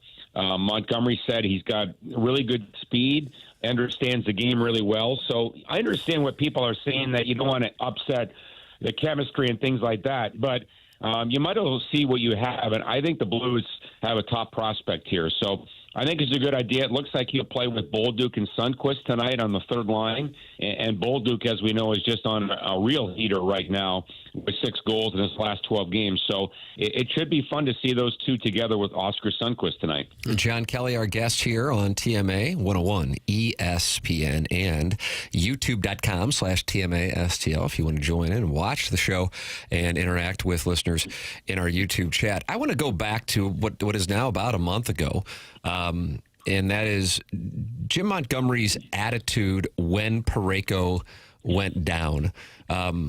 Because to me, in this run, that's the thing that is so fascinating, that the guy who I think most people, if there was like a vote of players or St. Louis media, probably would have said is the most valuable player at the time, goes down, most likely for the remainder of the regular season, and the team does what it does. And I recall listening to Jim Montgomery. He was on the fast lane that afternoon, John, and he was asked by, I can't recall if it was Anthony Stalter or Kerry Davis or Jamie Rivers, and was asked about the injury and what he thinks. And he goes, well, I'd be really concerned if it happened a month ago. But right now, there is a belief in this room that we've got something special. And so I'm not as concerned now as I would have been a month ago. And I was thinking to myself, man, I think this guy really believes it. But in my mind, I'm thinking, this sucks. The season's over. And yet, look what they've done since then. I think they've lost like a total of 2 games since then. So you just made reference in your opening statement that this is a belief in a room that you haven't seen in years. What is it that you're actually seeing that leads to you saying that? Because clearly when Parayko went down, Jim Montgomery saw it as well. Well, the coach said the other day that, and it's right, he said the pack is stronger than any individual. And that's a great mindset and belief to have. What have I seen? It's again, they're playing connected. They're playing hard. They're just tenacious in their own zone. I think it's overlooked. Again, I said it the other day, but the Blues have only allowed 13 goals in their 9 wins. I mean, that is just some great defensive hockey, and they're playing some good teams. So, 4 lines and great defensive work, and you have to hand it to, you mentioned the defense in Parayko, and they certainly miss him. And by the way, he is skating hard. So I certainly expect to see him before the end of the regular season. When that is, I don't know. But Fowler and Leddy have been tremendous together since Leddy came back, missing 49 games. Broberg has really gotten back to the level he was at earlier this year. I think he had a little bit of a drop-off after his injury. Falk's been great. The other guy that's sort of under the radar is Tyler Tucker. He has come in and played really, really well. He's given the Blues some toughness, given them a little bit of offense, but he's also playing very confidently. So Tucker and Suter have been a really good third pair for the St. Louis Blues. So it's just a complete 20-man buy-in every single night. And, oh, by the way, they're getting great goaltending from Hofer and Benny. So, again, it's really a lot of fun to see. Do they have any noticeable weakness right now, something that the other teams come in and try to exploit? Well, not really. I mean, the thing is that they're not just winning games; they're dominating games for the most part. Now, again, the other night in Denver, that was a very even game against a really good hockey team. So their special teams have been better. I don't think they're great. I mean, the power play going into the last game was 8 for 24 in 9 games, so pretty good. The penalty killing is still ranked 29th in the league, but that's because they were so bad in the first half. But, you can always clean up areas, no question about it. I would say if you had to really be picky, I would say the special teams could be better and probably need to be better down the stretch. And if we said Parayko was the MVP when he went down, at this point, I guess it's shifted. Is Robert Thomas the clear MVP of this team? I think in the last month, or really out of the break, he has been amazing. I think we had a graphic the other day that he has more points than anybody since the Four Nations break. It's maybe first or second. I mean, that's saying a lot when you're talking about the Sidney Crosbys of the world and Nate McKinnons and guys like that. So, yeah, I would say that Robert, to me, is playing his best hockey of his career. Not just picking up points, but also playing defensively so well. He's really leading the charge up front, and that's what the Blues have to have the best players be their best players. Tim, I like logistics. Yeah, I was going to ask John, so on the plane, what's the proximity of Joey Vitale? And have you ever asked him to try the decaf? We had him on Friday. You guys were leaving Nashville, and he was very wound up, but we were concerned for the rest of the media types on the plane. You know what? I have never seen a guy sleep so much on an airplane, quite honestly. Oh, he crashed. He can. He's been up for a week. Yeah, I mean, he's amazing. You could ask him about that when he does his hit with you guys. But, even on a bus ride from the rink to the airport, 20-minute bus ride, he's out. This guy. Oh, lucky you. Really? Yeah, okay. I would have guessed just the I guess he just burns it all out on calls to us, and then he just crashes. Yeah, exactly. Or making his bread or whatever. He's like, He does. He makes his bread at 4 in the morning. Yep. Yeah, and he's got like 15 kids, so I understand how he could be. He's got a crash. Blues and Red Wings tonight. You can catch it right here on 101 ESPN and also FanDuel Sports Midwest. Puck drop, 7 p.m. John Kelly on the call, and Jimmy Snipes, Jimmy Snuggerud, making his debut. John, always enjoy the conversation. Looking forward to seeing what the Blues can do this evening. Thanks so much. Okay. Thanks, guys. See you next week. Thank you. John Kelly with us here on The Morning After. Tim McKernan, Doug Vaughn, Martin Kilcoyne, Jackson Burkett, and Chairman Kurt with you on the program. You're welcome to give your thoughts. 314-974-0101. That is how you can call in the Callier and Thompson phone lines. And you're welcome to text in as well. 314-399-9646. Jackson Burkett is in the process of really just observing his oath to the audience, which is for the first week of each month, he will give you the text name you request if you send it in. Any name requests so far this morning, Jackson, about 90 minutes in, that you have denied? Yeah. Uh-oh, what happened? Yeah, couple. Uh-oh. Just Innuendo, Vile. too strong. in bad taste. Okay. Yeah. Like, there's like funny, kind of goofy, and then there's dumb goofy. And, What's the difference, boy? there's like some cleverness to funny goofy, you know? There's something And like then there's like STL Today comments. yeah, and then it's just like this is dumb. You think it's like a hill person, like a hillbilly or something? Hill person adjacent, you know? You like that term, Doug? Hill person? It's like you could just live in the neighboring county Like from a hill? like a more modern hill person, you know? Indoor plumbing in the last 25 years. Oh, come on. Everyone's had indoor plumbing for 100 years. Not apparently this person that wants their text name changed. Really? Yep. Yeah. Yeah. Are they from a small town? But they have a golf course. Three of them. Our friends in High Ridge. No, it's just like some stupid stuff. So, but for the most part, I mean, I've been hammering on it. So, Hammering. How many do you think you've added today? 20, 30? yeah, in that ballpark. Okay. Mine should be allowed. It's my YouTube name. That's from the 618. Doesn't matter. Block him. Let's see. But when you haven't sent it in. So block him. No, it says, can I please get my name changed to Average Size Shabangas? To block him. It's my YouTube name, and they're fine with it. Yeah, if Google's fine with it, then so be it. Here we go. It's average size. Yeah, everyone laugh it up. All right. The Hill people are winning. The Hill people are overtaking Ladue. You got it. Hey, if you're feeling sluggish or if you're just angry because Jackson won't change your text name, maybe you need mentality. Mentality tends to low testosterone, dealing with fatigue, weight gain, feeling anxious or moody or irritable, can be low testosterone. And Mentality is a local healthcare facility that specializes in helping men feel and perform at their very best. I went out there and I got tested. Super easy, in and out, friendly staff. Mentality focuses on free testosterone levels, which many doctors overlook, ensuring your treatment is tailored to your body. It's Mentality. Don't let low testosterone hold you back. Be your best for yourself and your family. Men today have 30% less testosterone. Take back your numbers. Visit mentalityhealth.com/radio to get access. It is Mentality. Tim McKernan, Doug Vaughn, Martin Kilcoyne, Jackson Burkett, Chairman Kurt with you on the program. This is TMA 101 ESPN.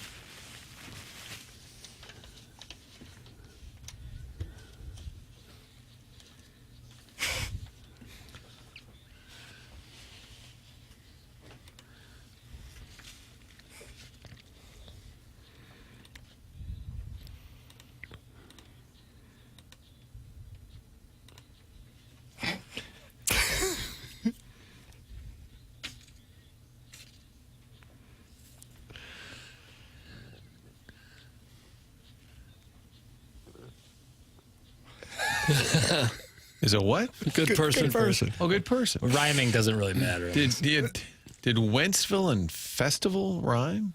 No, again, rhyming structure be damned here. It's optional. This is a 50-song album. If he did more than 2 takes a song, I'd be surprised. But I appreciate the artistry. It's TMA. The program's presented to you by Brown and Crouppen, 101 ESPN, and the TMA STL YouTube channel. And it seems like they're not happy in there, Doug. About what? I guess the Boston market ad bot says he thinks the Cardinals are moving. They're moving. He says he's pro St. Louis, but I'm not delusional about the Cardinals' devotion to a mid-market city that's shrinking. And then the Longshanks, you remember him?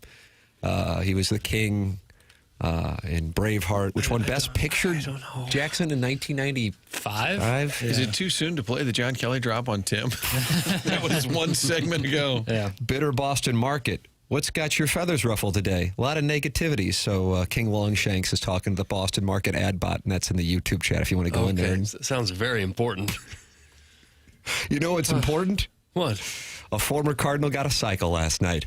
And if you were to list a former Cardinal who got a cycle, I don't know if this one would have been in your top 10 of guesses. Do you know who it is? I assume you do. Yes. Take a listen. Here's the call of Boog Shambi with this triple that led to a cycle for former Cardinal catcher Carson Kelly.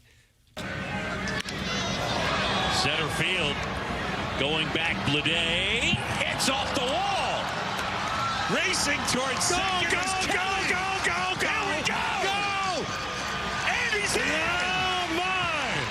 We got a cycle! Take that, Mark Grace!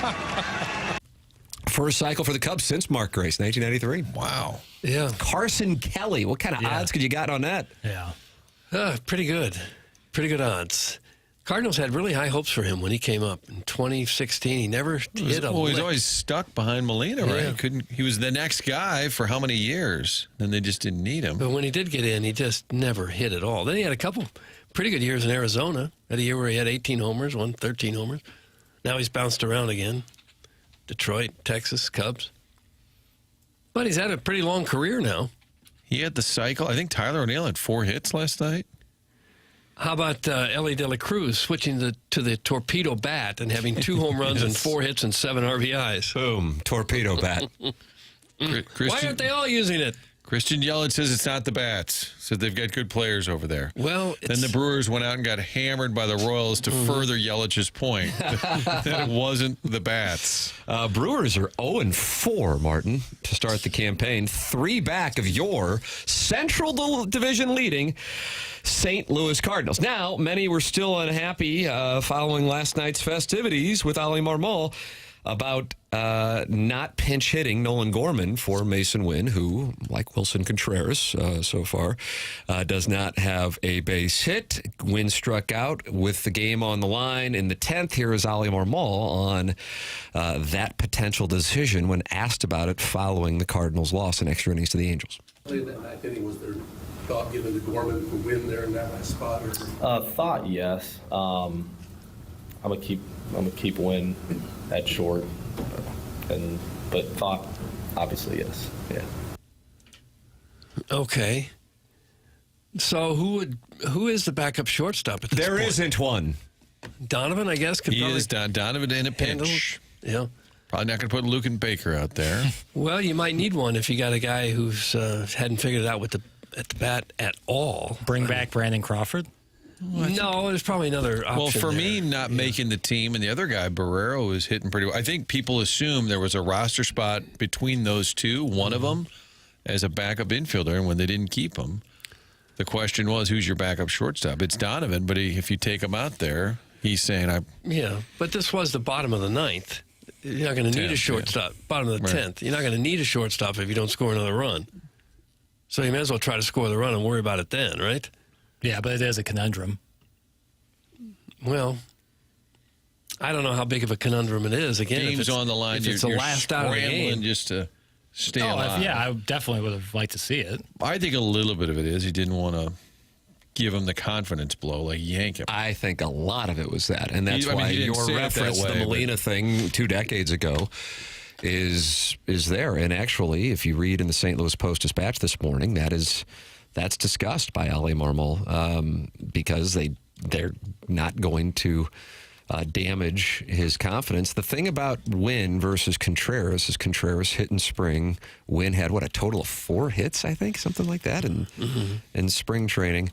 And the anecdote is during the rain delay, Mason Winn was in there. He said, while everybody was in here chilling, I was in there swinging, trying to get it right, talking about the rain delay over the weekend. The Cardinal everyday shortstop now 0 for 14 to start the season when he struck out in the 10th inning. And so he is certainly off to a really rough start, but he did hit 2 balls super hard last night. Now, I realize anytime you say something like that, and if I were in the listening audience, exactly, I don't want to hear that, and I understand that. But usually that is an indication of a player who could be on the verge of breaking through. But again, the thing that's kind of tough is you had 5 weeks down in Jupiter and you didn't do anything with it. And he said he noticed that they set up his swing motion versus his swing motion in 2024 when he was hitting, and that there was an adjustment that he made in spring with trying to hit for more power. My question would be, it's not like spring was going well. I wonder why they waited until now to focus on it and try to make the change during a rain delay in the regular season. Mm-hmm. It is funny with the hitting coach, Brant Brown, getting all the praise over the weekend. How do you ever gauge the success of a hitting coach? Well, what's going on with Contreras? What's going on with Mason Winn? Mm-hmm. But I think the fact that Walker's been hitting, that's huge. Gorman was a small sample size, but the fact that he came out swinging well. Winn's MO a year ago was that he was going to be a great defensive player with the big arm, and then he may or may not hit. And I think he changed that whole narrative with last season. But remember, going into last season, I think whether he was going to be a great hitter or not was kind of in question. I wouldn't worry about him hitting for power. He's so fast. Just make contact. Run, use your legs, run, do that. They got enough guys who can hit the ball out of the park. Yeah, and that's what he's saying in this article is he was trying to get into a spot where he made an adjustment to hit for more power. It gets very specific. It's interesting if you enjoy going into the weeds, because he struggled through spring training, hitting .080, 4 for 50 with 16 strikeouts. And that was twice as many times as he was on base, 8. And so they were taking a look at his swing of an at-bat that he had against the Rays last year and compared it to one from a few minutes earlier, and they noticed what he was doing. He had a shift in the tilt of his pelvis, and for several weeks he feels like he's been swinging uphill, and that is what the adjustment is that he made last night. Now you go, okay, he went over, he struck out with the game on the line, but he did hammer a ball down the third base line. And so that is why you saw him, if you were watching the game closely, at first base. And I think he screamed out some form of an expletive because he's like, my God, what do I got to do? I hammered one of the hardest hit balls of the night, and it was right at the third baseman. Cardinals take the lead, likely win the game if that thing is a foot to the left or the right. But, I remember hearing a lot about that with Matt Carpenter, too. People didn't want to hear that then either. Mm-hmm. Well, that's really what you can judge it by, is how hard they're hitting the ball. There's a lot of luck involved in hitting. You hit the ball as hard as he hit that ball to third base, you're right on it. He says Willie and I... It's frustrating, but... Willie and I are in the same boat. We're kind of holding hands through all this right now. I think him and me, last year we would have both been breaking things and yelling and getting pissed off. We both know it's coming. Obviously, he had a crazy spring. I don't have that in common with him. That dude's with me every step of the way. Mason went on him and Wilson Contreras off to the start that they are. They had their most hits last night of the first 4 games. They had 11 hits last night. They'd have had 10 the first 3, so they're getting pretty consistent. And the most strikeouts. One thing they didn't do in the Twin Series is strike out very much. Last night they fanned 9 times. Still outscoring opponents 23-11. And Doug, I know you love run differential. I don't mind it. And Cardinals are at plus 12. But the Minnesota Twins look like they might be in a spot. They went up against... I know they're not in the spot with the Dodgers and Yankees, but probably the third best prediction this year was the Chicago White Sox to win the World Series. And the White Sox beat the Twins yesterday 9-0. Oh, here comes no hitting them until like the pale hose. 7th. And they have a run differential of plus 14, 19-5. Jackson, all I need is 52 more wins to cover the White Sox win total for the year of 53.5. Boy, that's a low number. Well, that's why the Tam Avenue Capital Partners were recommending it to our. Were you over on the Dodgers clients. total too? I didn't get, you know what the problem? I couldn't bet it because they played, well, I mean, I could have, but I had to bet it before the series in Japan. Right. Yeah. Gotcha. But you would have been. Oh, my God, yeah. 100.5. There's a hot mess right now. The Red Sox. Rafael Devers. Cards will be there this week. They'll get to see Arenado up close and personal in Boston. So, Braves are 0-5. Good. And they got problems. Jurickson Profar now at 80 games with a PED suspension. And yes, speaking of Rafael Devers, for those not familiar with it, I mean, he is not just 0 for the season. He's 0 for 19 with 15 strikeouts. Well, it happens. Just not seeing it well. Here's a headline. Boston.com. Pig squeal. Rafael Devers may need to lose some weight to break out of historic slump. That's what Pavelbaum was saying. And so he was trim the fat. He was a guy who was refusing to move off of third base when they got Bregman. And then they asked, I believe recently even, Cora, he said, Devers is our DH. Because they keep asking him about what's going on. Will he play some things? He's our DH. Now, when you're 0 for 19 and you've struck out 15 times, that's like man on the street stats, right? You could grab somebody out of the bleachers and they could do that. First major league player to strike out 12 times in his first 4 games ever. Jesus. How about that? Oh, boy. I got a text here from the 618 that says, I would love to do the WWE wrestling recap. That's Larry? Is that Larry Nickel on the line? Larry Nickel is on the Collier and Thompson phone lines. And you just immediately drop, like just as soon as... Oh, right. What a bait and swee. Yeah. Is that his April Fool's sketch and bit? Doug, when you trim fat, pigs squeal. Did you know that? Think about that. Yeah, I did. April Fool's, Tim, did you see who took part? Yeah, Tiger Woods. Very disappointing. What is going on with his social media presence? About an hour ago, he tweeted, I can't believe I'm saying this, but a few weeks after rupturing my left Achilles, then sleeping in a hyperbaric chamber, plus the explosive lifts my doctors and trainers have me ready to play the Masters next week. Can't wait. See you all on the course. And then he wrote, P.S. April Fool's, my Achilles is still a mess with a smiley face. What? Doug's reaction. What a terrible... I mean, that's not even him. He did the tweet with... He had the Mac Daddy Santa a few years ago, which was... also another moment. What, he's dating Donald Trump Jr.? Yeah, and President Trump was asked about that yesterday in the Oval Office. Wonderful soundbite, Jackson. I don't know if that's in the Fun with Audio. Can grab it. Yeah. Can grab it. But when he tweeted out the picture with her, then he said, we're asking for your privacy. And everybody said, this is the weirdest. It didn't feel like him then. And this doesn't really feel like him now. Like, what's going on? Yeah, it's... Is somebody getting to him and saying, you really got to change your image, have a little more fun?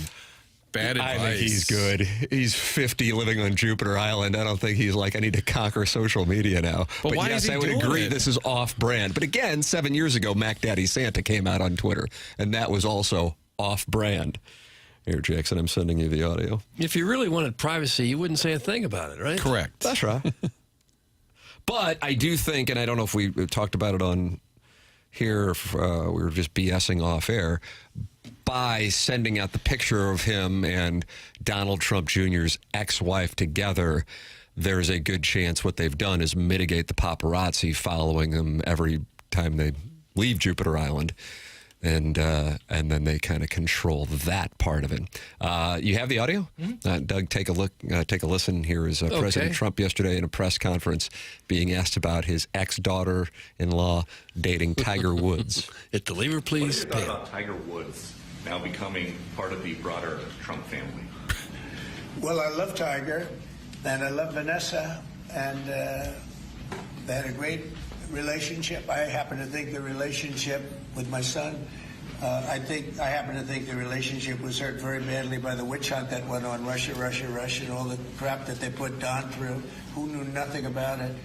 But Vanessa and Don had a very good relationship. They have incredible children, 5 incredible children, all good athletes, all great students, so that's great. And they broke up, quite a while ago. And which was to me very sad because I think they're both great. Don and Vanessa, and Tiger actually called me a few months ago, and I have a very special, very good relationship with Tiger. I played golf with him a couple of times over the last month, and he's a fantastic guy and a fantastic athlete. And he told me about it, and I said, Tiger, that's good. That's good. I'm very happy for both. I just let them both be happy. Let them both be happy. They're both great. There you go. No hard feelings between President Trump and Tiger. And the grandkids are great at school and sports. Yeah, Kai Trump, his granddaughter, is like a, I don't know, +3 handicap or something, and is going to be a college golfer. Yeah, she's a hell of a player. All right, you're welcome to email in the morning after at InsideSTL.com. Design, air, heating, and cooling email today. You can text in 314-399-9646. Air Comfort Service text line. Jackson is changing text names today, and you will do this through next Monday, and then it's over, and then you're done. Yep. So if you want your name saved, let Jackson know. And I'm seeing people say, thank you, Jackson. They really appreciate your gesture. There's some people who are very kind. Yeah. Appreciated. God bless. Doing the best I can. And again, like, it's going on all week. So if I don't get to you today, just be patient is what I would say. Like, how many people are typing in wanting a new name? I've probably done about 30 today. Really? Yeah. I'd say somewhere in that ballpark. Bullpack. Anyone need a ride of the Bullpack? Yeah. That's what I did a couple of springs. Email in designer heating cooling. YouTube chat, youtube.com/TMASTL. It's the Michelob Ultra. YouTube chat, Tim McKernan, Doug Vaughn, Martin Kilcoyne, Jackson Bennett Burkett, and Chairman Kurt with you. This is TMA 101 ESPN.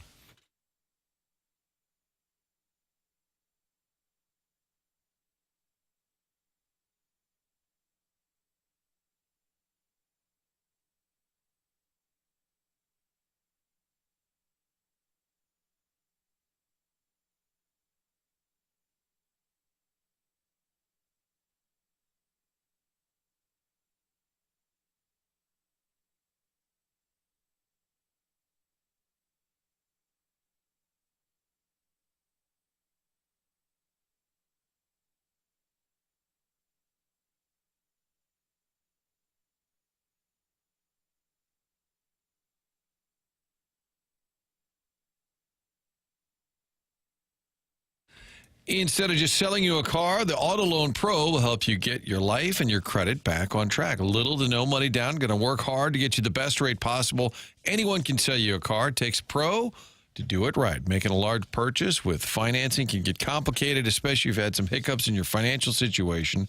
But the Auto Loan Pro will help you get back on track. Auto Loan Pro works with over 50 different lenders. So if you're financing a car, there's one thing to know. Choose the Auto Loan Pro. Pretty simple. Go to the website, autoloanpro.com.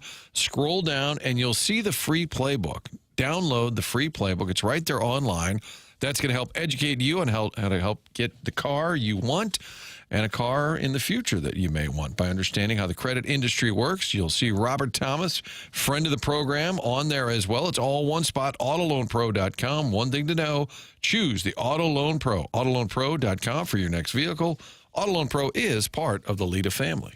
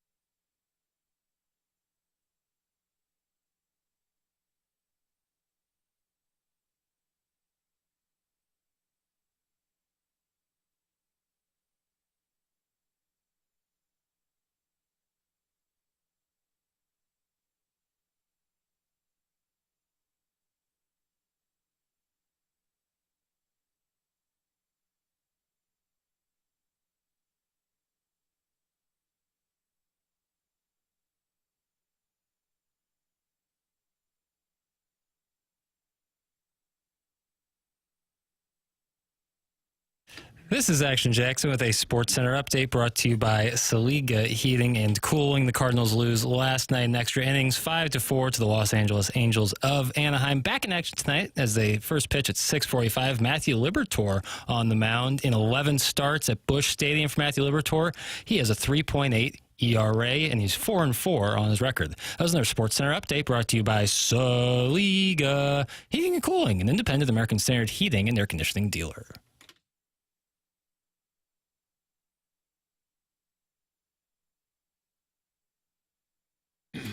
This is The Morning After. It's 101 ESPN and YouTube.com/TMASTL. Tim McKernan, Doug Vaughn, Martin Kilcoyne. And Doug, look who's in studio. It's Andy Crouppen. He's right over there. I saw him standing over there. Hello, Andy. I'm the handsome one over here in the corner. Yeah. Yeah. Every time I see that lid, I'm just jealous. I'm just jealous. Well, when I get 10 inches, maybe I cut it, donate it, and then I can do some with it. You think people would notice and think that I'm wearing like a toupee? No. Lots of love. Lots of love. That's right. Lots of love. They really do great work these days. You know, do you ever know anybody who, I'm not good at spotting those, and I won't name any names. Loves to spot them. Spot the toupee? Loves them. That's a great game. Timmy over there. And I go, what? He goes, Raccoon, 9 o'clock. You go, it's a hair hat. We got a hat over there at 9 o'clock. That's exactly right, Mark. It sounds like you've been in part of the conversation over some bush lights. It was someone I've known for a very long time, and it took me years until someone mentioned that, you know. Yeah. And I like the way you nod. Still can't spot it. But everyone else is like, are you nuts? Now, do you perm your hair? No, it's just naturally curly. It is naturally curly. And isn't that great? Do you like it, or when you were a kid were you like, oh, this is the worst? But now I bet you like it. That's what I think's going on. You know what? As silly it is, I've kept my hair short since I was 18. I cut my own hair with the clippers and just kind of cut it short. I don't know what happened. I just stopped cutting it. Some days I like it. Some days I don't. There's something that I weirdly like about when I look sort of unhinged. Does that help in the courtroom? Yeah, I was about to say, does that help? No. At work, I try to tame it. But there are times when I feel like, you know, it is sort of an unhinged look and people don't mess with you. How's the missus feel about it? Depends on the day. Is that right? Depends on how it looks. Depends on how I have tamed it. So you can kind of scale it back? I have a limited amount of control. Okay. Not a ton. And most of that is probably because I've never had hair in my life and just don't know what to do. And none of my family has curly hair, so nobody can help me. Did your dad make you cut it short as a kid? Was that sort of understood? No, not at all. It was easy. You know what? I hate making a haircut appointment, and so I just started cutting it myself. And it would be like, like before I started growing, I'd be like cooking pasta for the kids. I'd put on water. I'm like, oh my God, I can't take this for one more minute. Run to the bathroom, get the clippers, cut it, and I'm back before the water's boiling. It's a coping mechanism. Really? Wow. I don't know about OCD? that. It's just like I would let it go until like it would just bother me. It was too long. It was uncomfortable, and it just, okay, that's it. I need a haircut now, this minute. I don't want to wait a week for an appointment. I want to cut now. Doug goes and sees Jerry the barber over there. I do, and I have for many, many years. You know, if I had ever been able to establish a good relationship with someone who I liked and cut my hair and could get me in quickly, I would happily do that. There was a barbershop over in South City I went to for a while, but it was such a pain in the ass. You either had to make an appointment or like you go and you sit there for an hour and read wait. The paper yeah, it's not for me. I'll go see I'm Doug's impatient. guy, Jerry. Yeah. I like instant gratification. You do make an appointment. You just call him, and you'll say, can you get me in? And go, yeah, come on by. That's Jerry. Kind of the appointment. That's I like this Jerry. Yeah, You would Give out his number. Jerry. Is he within a block of my house? He's in Kirkwood. Oh, Sorry. South, I know. He's just fly to Kansas City. Thumbed his nose at Kirkwood. No, Pioneers take a shot. No. I love Kirkwood. I think Kirkwood and Webster are some of the nicest communities in St. Louis. I love it. Oh, yeah. What I don't love is an appointment there that's 20 minutes from my home. But when I find myself there, I love it. It's great. We go to Britt's Bakehouse there because my wife is gluten-free, and they have this wonderful gluten-free bakery there. The Alpine Shop. Oh, my God, I could spend a a long weekend in that's a good Kirkland. Wow. Yeah. Does every barber shop have magazines that are like 5 years old? Kind of like going to your doctor. Playboys from 1988. Well, I've not seen any Playboys at Jerry's barbershop. But No. Does Jerry have that? Because I might start getting haircuts. No, I haven't seen. I'm just in and out. there's usually like a National Geographic from like 1989, and then Used there's to be a Boy's Life. yeah. The dentist has a Time magazine from they were 10 all years active. ago. I do feel like, though, when I was a kid, there were Playboys at barber shops. Am I making that Really? up? I think so. Where are you going? Ted's of Clayton, probably. Another live read. Oh, Ted's been dead for 40 is that years. right? Yeah. I feel bad but for it's the Ted opposite. now. He gets no benefit from that. Eddie Crouppen of Brown and Crouppen with us here in studio. The presenting sponsor of TMA. They're online at brownandcrouppen.com, 314-222-2222. Let me ask you this, because you were actually highlighted. Was it the Wall Street Journal, or was it was Wall Street Journal that did the article on downtown St. Louis, and you were quoted in it, and you guys have moved your offices, brand new offices, beautiful offices on the hill across from Ragazzi's, a little south of Adriana's, for those of you familiar with the various restaurants in town, and really impressive facility. We were talking about the Cardinals breaking the record for the lowest attendance last night by 5,000 at that ballpark, and trying to theorize. I mean, of course, it's a combination of circumstances, but at the same time, when we introduced the downtown and the perception of downtown portion to the conversation, it is material to it to point out that City outdrew the Cardinals in their game this past weekend.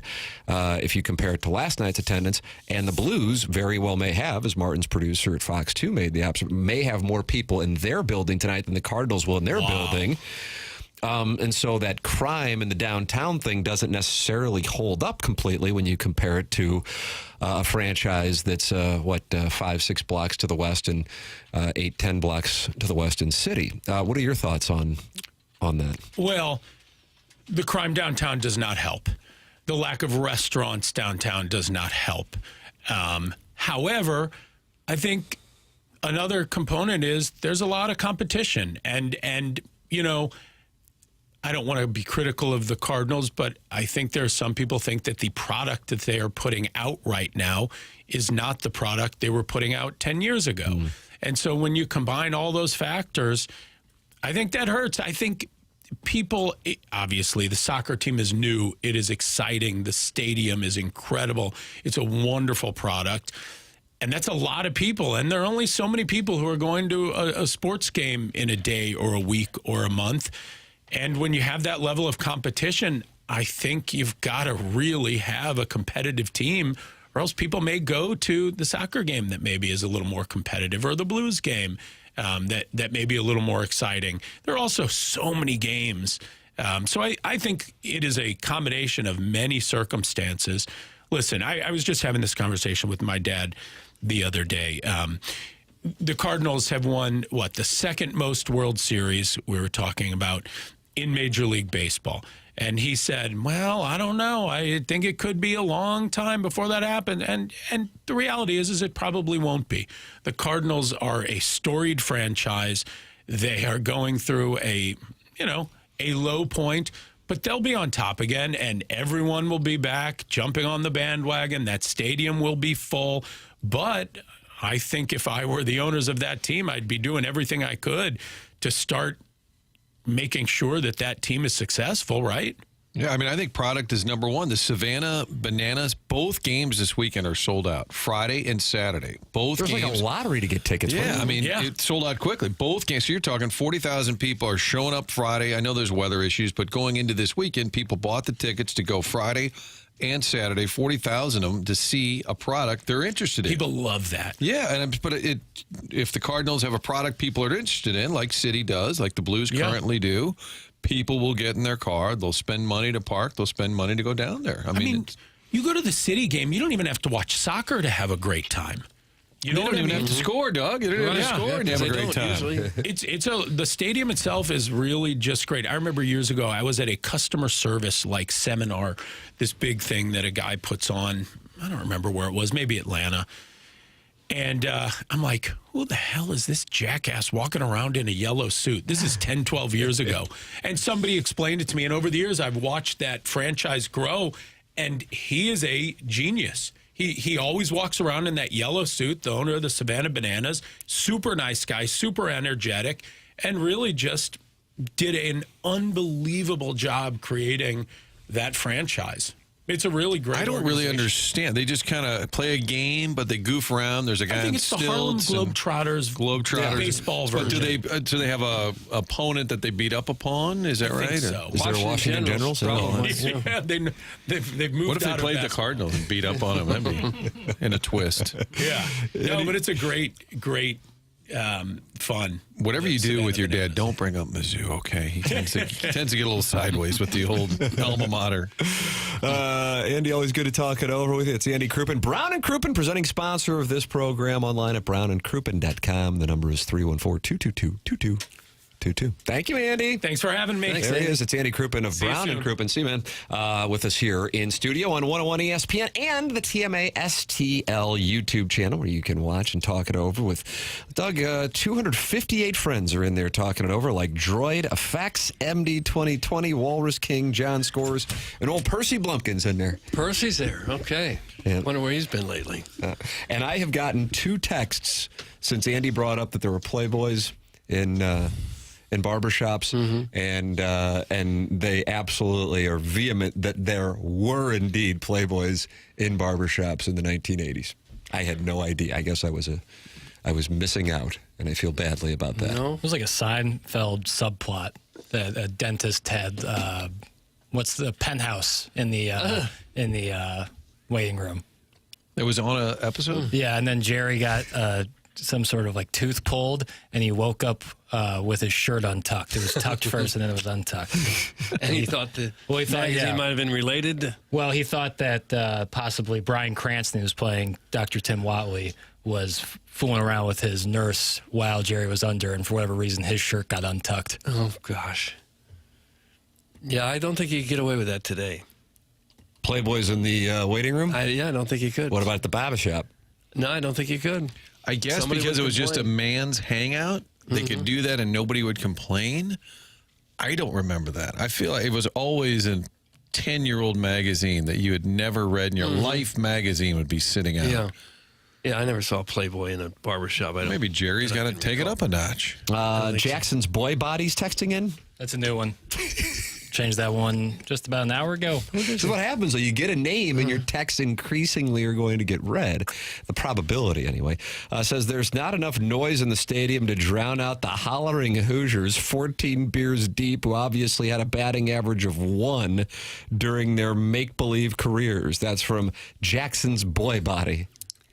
Do you know we have the best fans in baseball in St. Louis? Oh, that's awesome. Yeah, it is awesome. Sounds like Kenny Wallace. That's awesome. You know what's not awesome is when your garage door breaks. Oh, yeah, Schaefer door. That is not an awesome thing. In fact, that's a frustrating thing because you wouldn't need your car. You wouldn't try to get out unless you had somewhere where you needed to be. And then when it doesn't open up, you go, this is not good. So what do? Well, you call Schaefer Door. That's the name you need to know whenever you have any kind of garage door issue. They service all kinds of garage doors, and they do new installs with LiftMaster. LiftMaster garage door openers are strong, quiet, and they are versatile. And if you happen to run a business or warehouse and have those big, giant garage doors, yes, Schaefer is experienced in those types of jobs as well and can get you taken care of toot sweet. It's best to call or text at 636-782-3608. You probably won't remember that, so I'll give you the website. That's SchaeferDoor.com. Only one F. SCHAEFER. SchaeferDoor.com. The business has multiple family members that work there, big enough to get any kind of job done, small enough that you actually talk to a person when you call them on the phone, and their service techs are not commission-based. So remember that name whenever you have any kind of garage door issue. It is Schaefer Door. Schaefer Door is a LiftMaster partner. Get involved on the program by calling in 314-974-0101, by texting in 314-399-9646, and by emailing in for the Design, Air, Heating, and Cooling email of the day. And there's another show running parallel 2 hours at youtube.com/TMASTL, the Michelob Ultra YouTube chat. This is TMA, presented to you by Brown & Crouppen on 101 ESPN.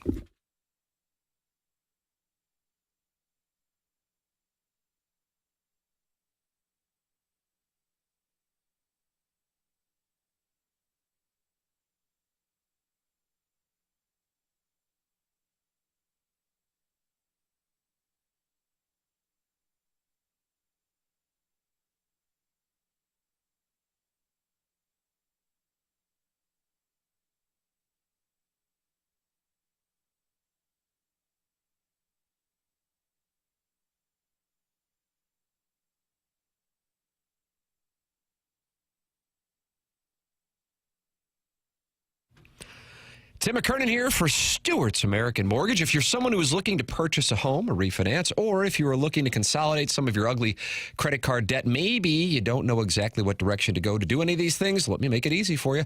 Call Stewie from Stewart's American Mortgage Corporation on his personal cell phone, 314-324-4440. He will help you every step of the way.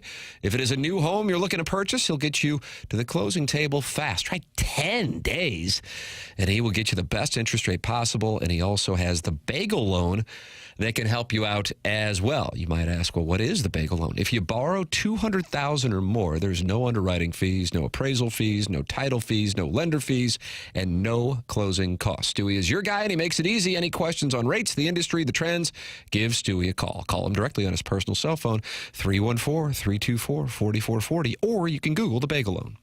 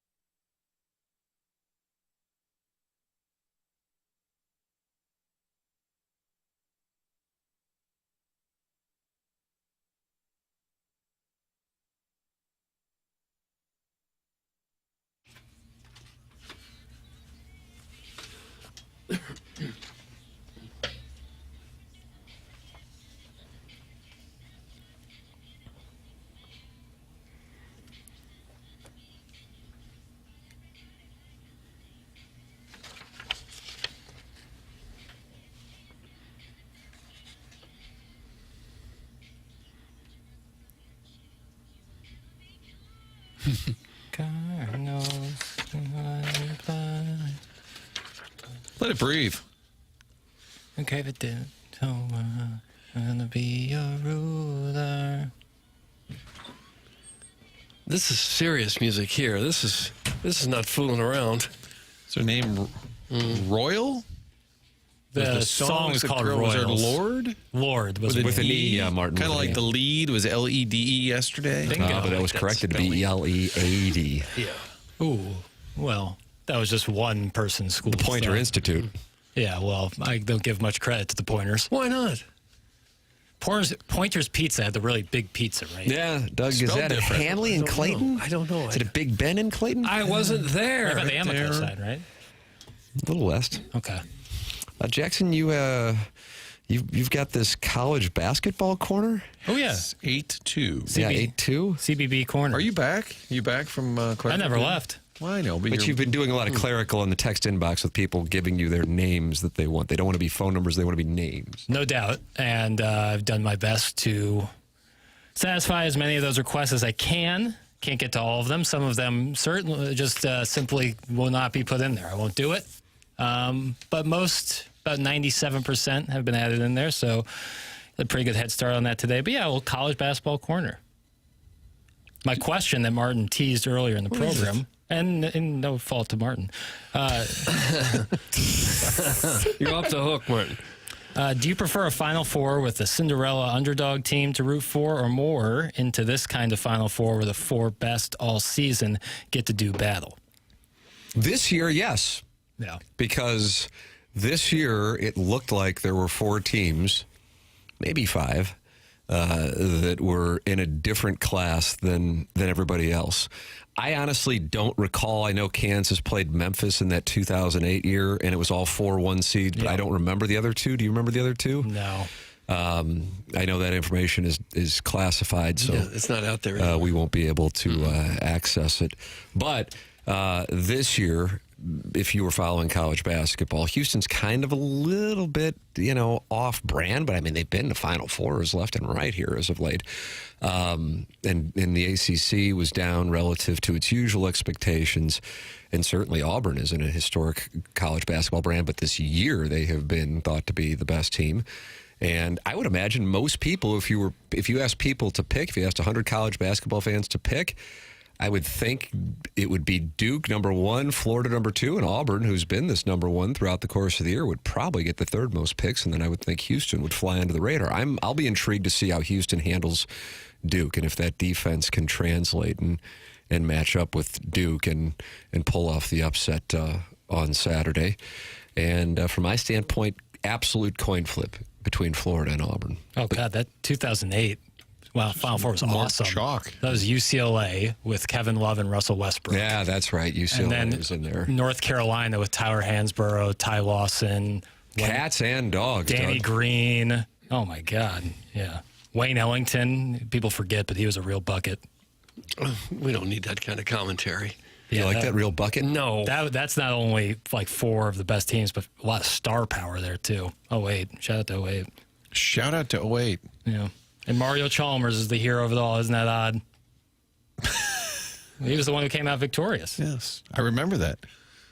I think it depends because, like, Villanova finished the deal, and that was just a great run. But other times, like a George Mason gets there, you're like, all right, they're going to get dusted. And then I don't remember their national semifinal.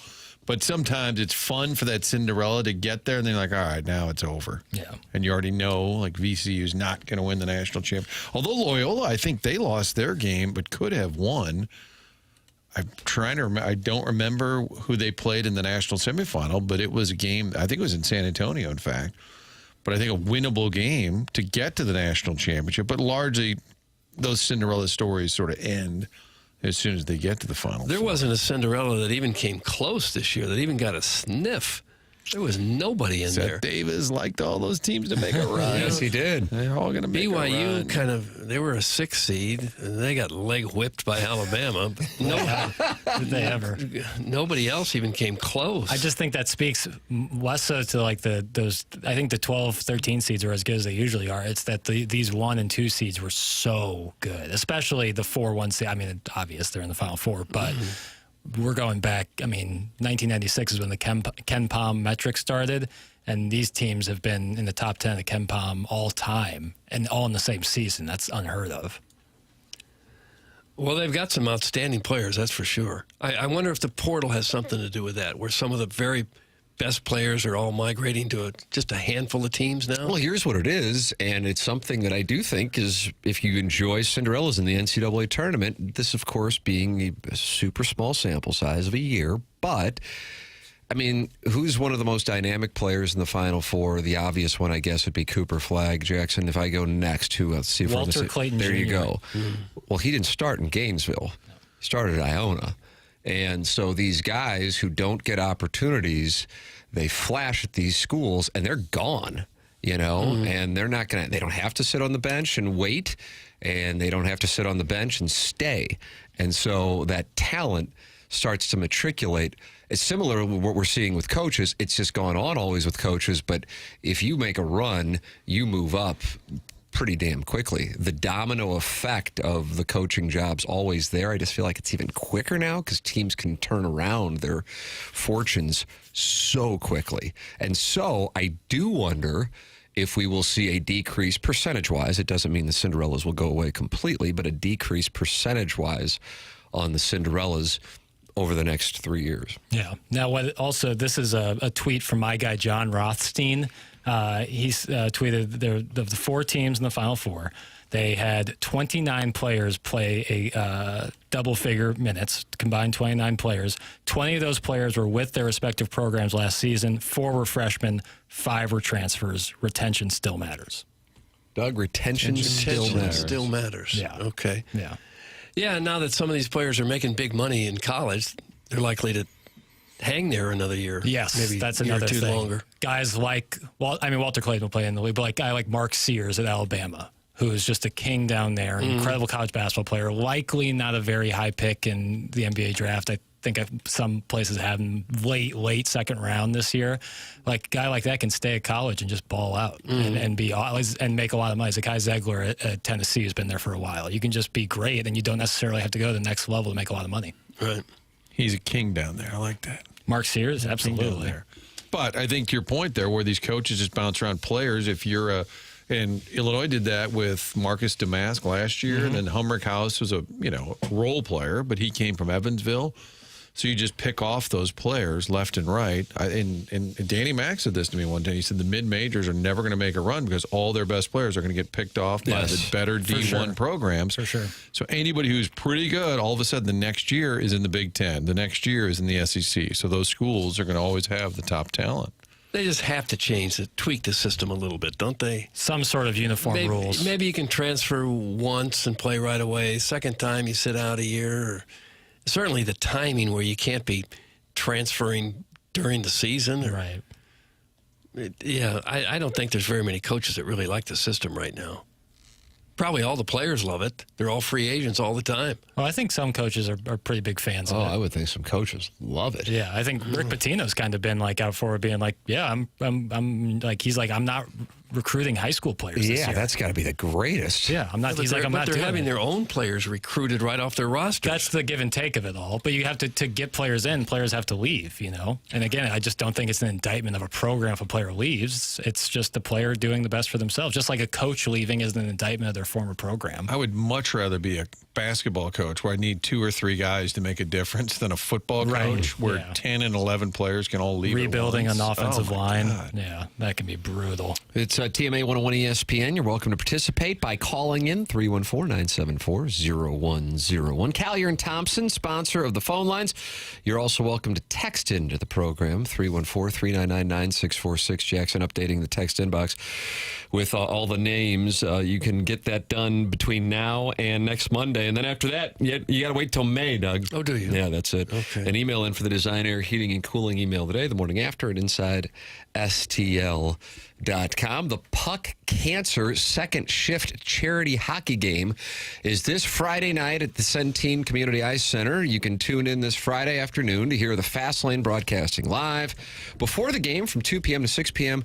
from the E&B Granite Studio. Tickets are on sale now for the second annual Puck Cancer second shift alumni game. See the Blues alumni face off against the Blackhawks alumni in a rivalry game in support of Siteman Cancer Research and the V Foundation for Cancer Research. Grab your tickets now for the game this Friday night to support those two great organizations, and then tune in to the pregame this Friday afternoon for the Fast Lane Live from the E&B Granite Studio at Centene Community Ice Center. Tim McKernan, Doug Vaughn, Martin Kilcoyne with you. It's TMA 101 ESPN.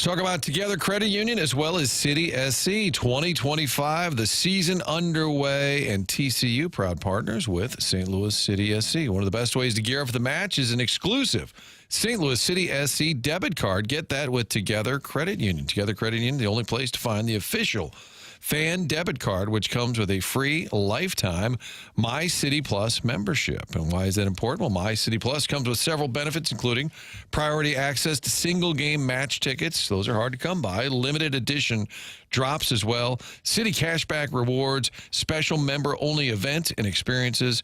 As a special bonus, all City SC debit and credit card holders will receive express entry into matches at Energizer Park. How do you get this card? It's pretty simple. Open a personal checking account online at togethercu.org or stop by any of the Together Credit Union local branches. There are 14 all around town. You love City, you love soccer, sign up, get the debit card, the credit card with City SC right there on it. No cost for the City SC debit card. So don't wait. Sign up today. Stop by or go online. Visit togethercu.org for full terms and details. Together Credit Union is federally insured by NCUA.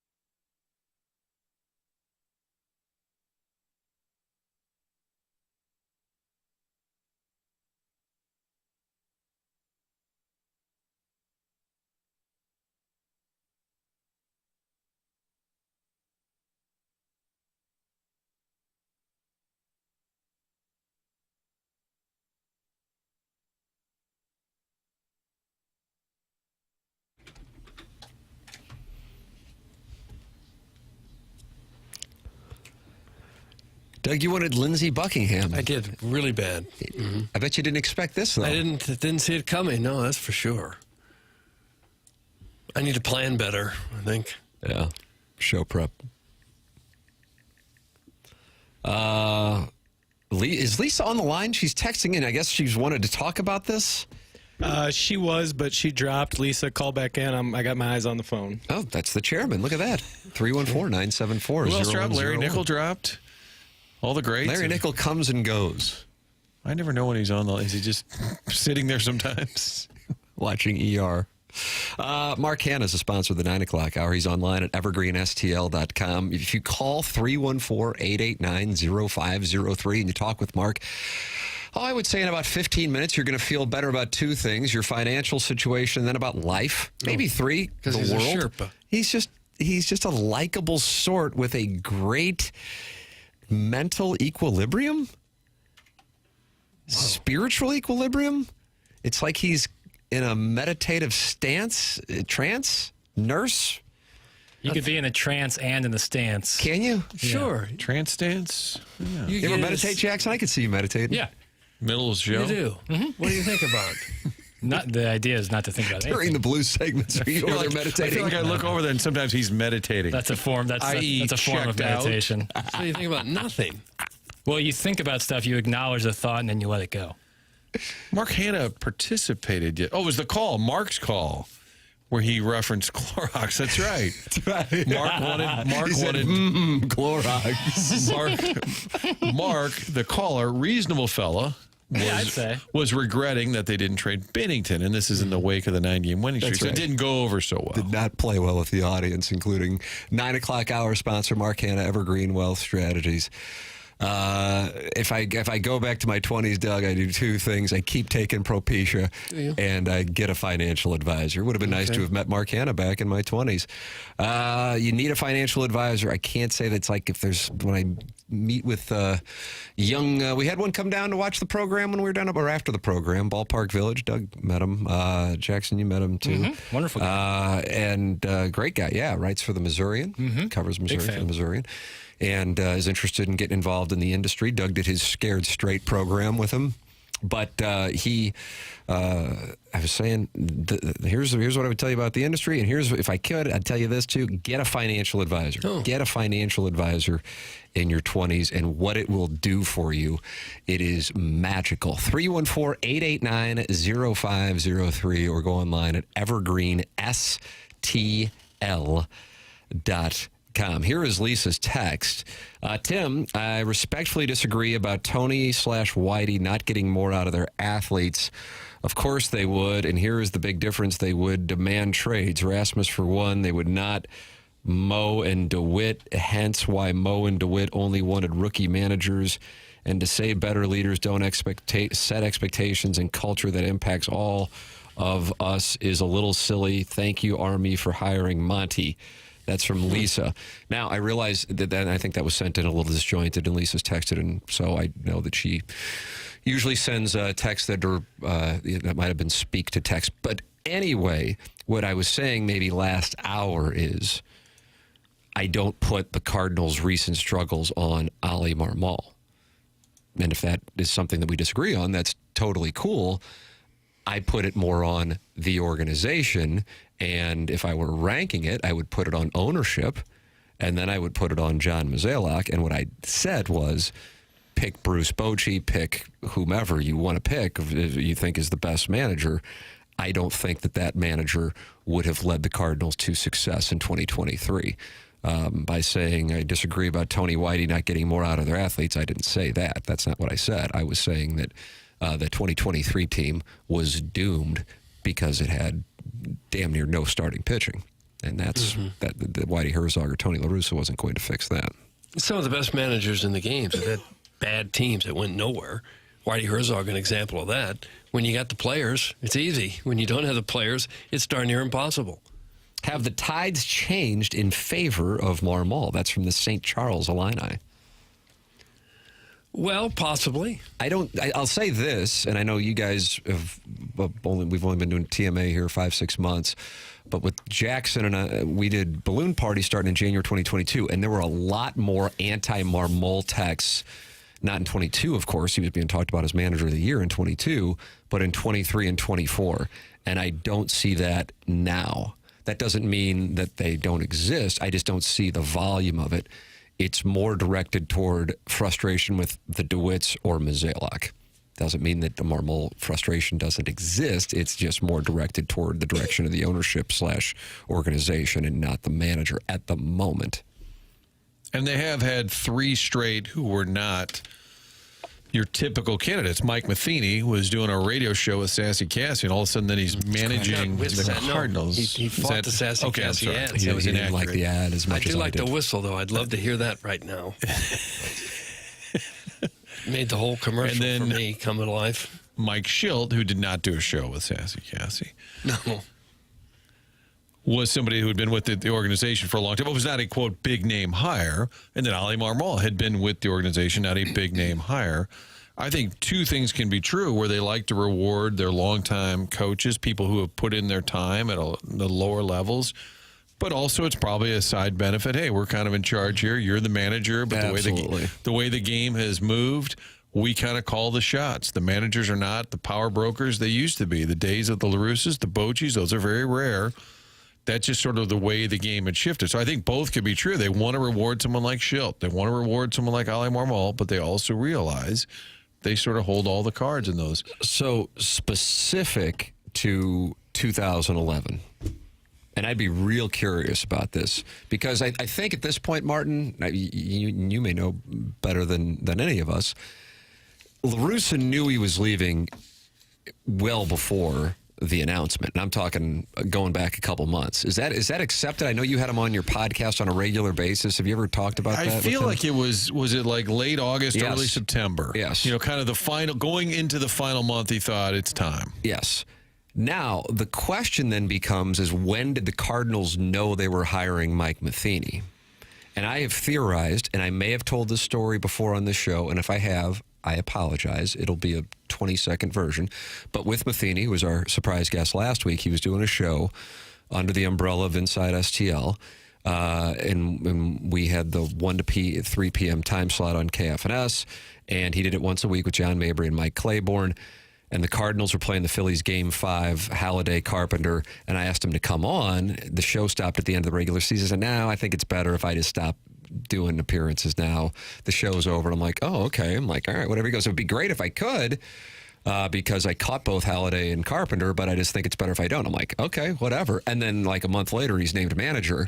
And I've always gone back and thought he knew he was going to be manager then. I don't know that, but I just thought it was odd for him not to come on because of that.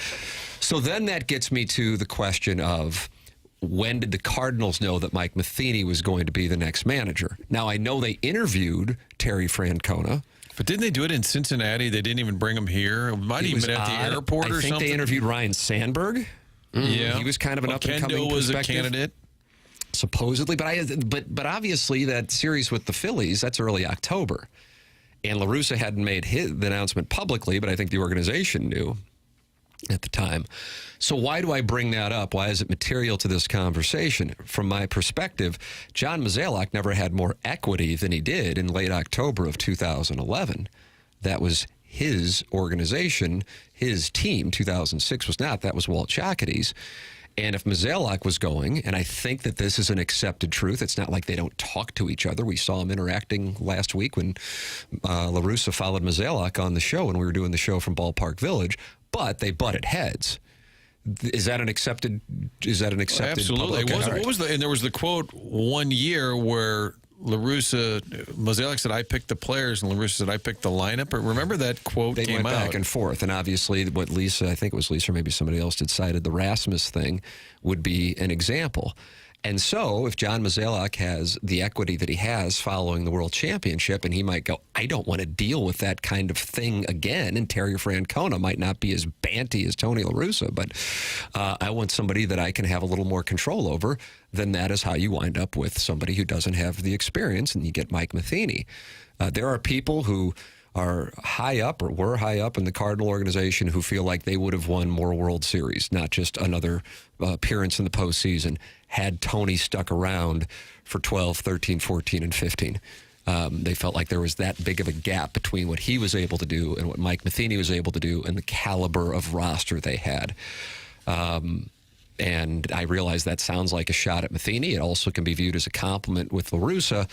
And that's why I asked Tony when he was sitting with us a few days ago, I said, hey, do you ever look back on it like Vermeil did and go, oh, my God, I made a mistake? And he was back to coaching the Chiefs within a year or two? And he said something along the lines of the weight of the responsibility of throwing at guys was weighing on him too much, which is kind of a surprising I was surprised answer. it was that specific to just that aspect of the game. But obviously Sassy Cassie had nothing to do with any of this. Full swinging package of dynamite named Sassy Cassie.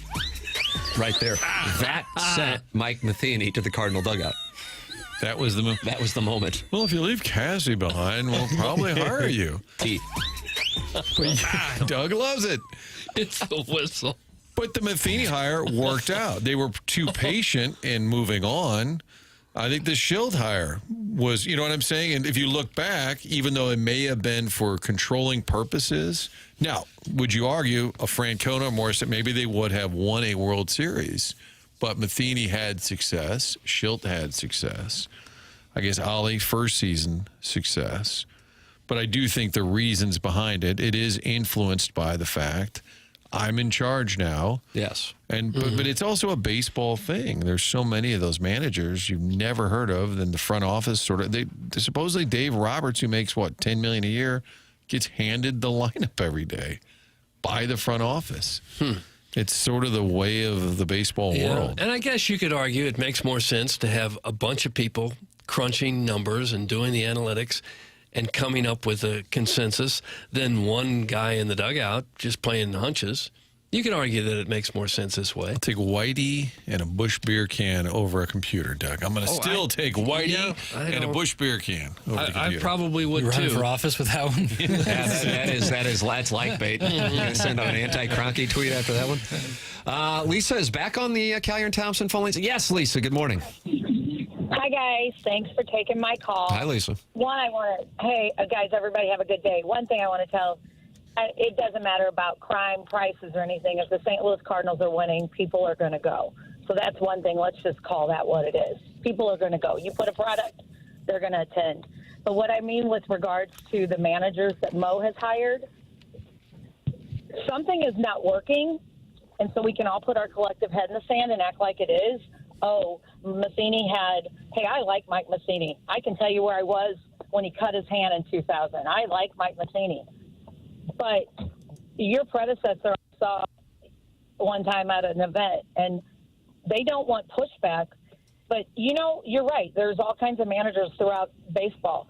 This city and this fan base like a manager that's strong. I don't care what they do in Boston with Alex Cora or Detroit with A.J. Hinch. This city and this fan base likes a manager. And, you say reward a longtime employee, then give him a watch. This is a Major League Baseball team. Only 30 of these jobs in all of the world. But I do believe that different leaders bring different things. Hell, it's the same damn team down the street. And Monty, and what I respect about Army, he went out and got the best coach he could. You honestly can sit in those chairs and think that Marmol is the best that's out there with Skip Schumacher down in Texas in an office. And don't tell me he lost last year, because he won the year before and he will win again. So my frustration comes from the fact they have destroyed it. The fans are sick of it. It's been, look at 16, 17, 18. And in 2022, that was so awesome because we had Albert, Waino, and Yachty, who are all Waltz guys. I know Mozeliak drafted, but who developed them? So the frustration is they're not committed to winning. And if we can't spend the most guys, then your dugout has to be the smartest, and so does your front office.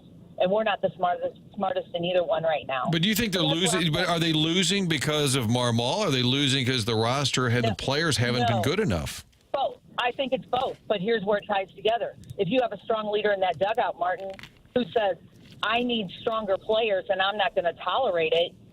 But Marmol's in a position, he knows It's like Schilt. We know Schilt, or what we think we know. Schilt pushed back, and Schilt got canned. I don't think that's that simple, to be honest with you. I think there's more to that story, but that's not for me to say. Okay, and I've heard that too, so that's fair. But my point is, our town, our fan base, the kind of managers that we gravitate to. Hell, I didn't like LaRussa the first year either over Ozzie Smith and Royce Clayton, but he won me over because he showed how he can win. But I don't think Marmol has any teeth, so I just don't respect him. And I want a manager that has some teeth. So, and I think I probably represent some of the fan base. And it's not working. It's not working. It's not. Look, there were 20,000 people in the stand. I think it's just sad, you guys. But anyway, and I'm sure some of you have personal relationships with Marmol, so, you're colored by being friends with him. I get that and respect it. I just want a manager that I feel like has been there, done that, and has some pedigree, and he has a history of winning somewhere besides Palm Beach. So, anyway, thanks for taking my call, and I always listen. So, have a really good day, you guys. Thank you, Lisa. All right, Lisa. Jackson, what do you describe Lisa as? Hot takes. Gem. Doug, she's a gem. Yeah, but she's very specific. I'm not buddies with Oli Marmol. We have a good relationship, but I think it's what Tim said earlier. If you bring in Bruce Bochy, last year, 2023, how many more games are they winning with that roster? And Tony did push back. He did have teeth. And what happened? They had the feud in the paper where Mozeliak said, I picked the players. And LaRussa said, I make out the lineup. So I don't know.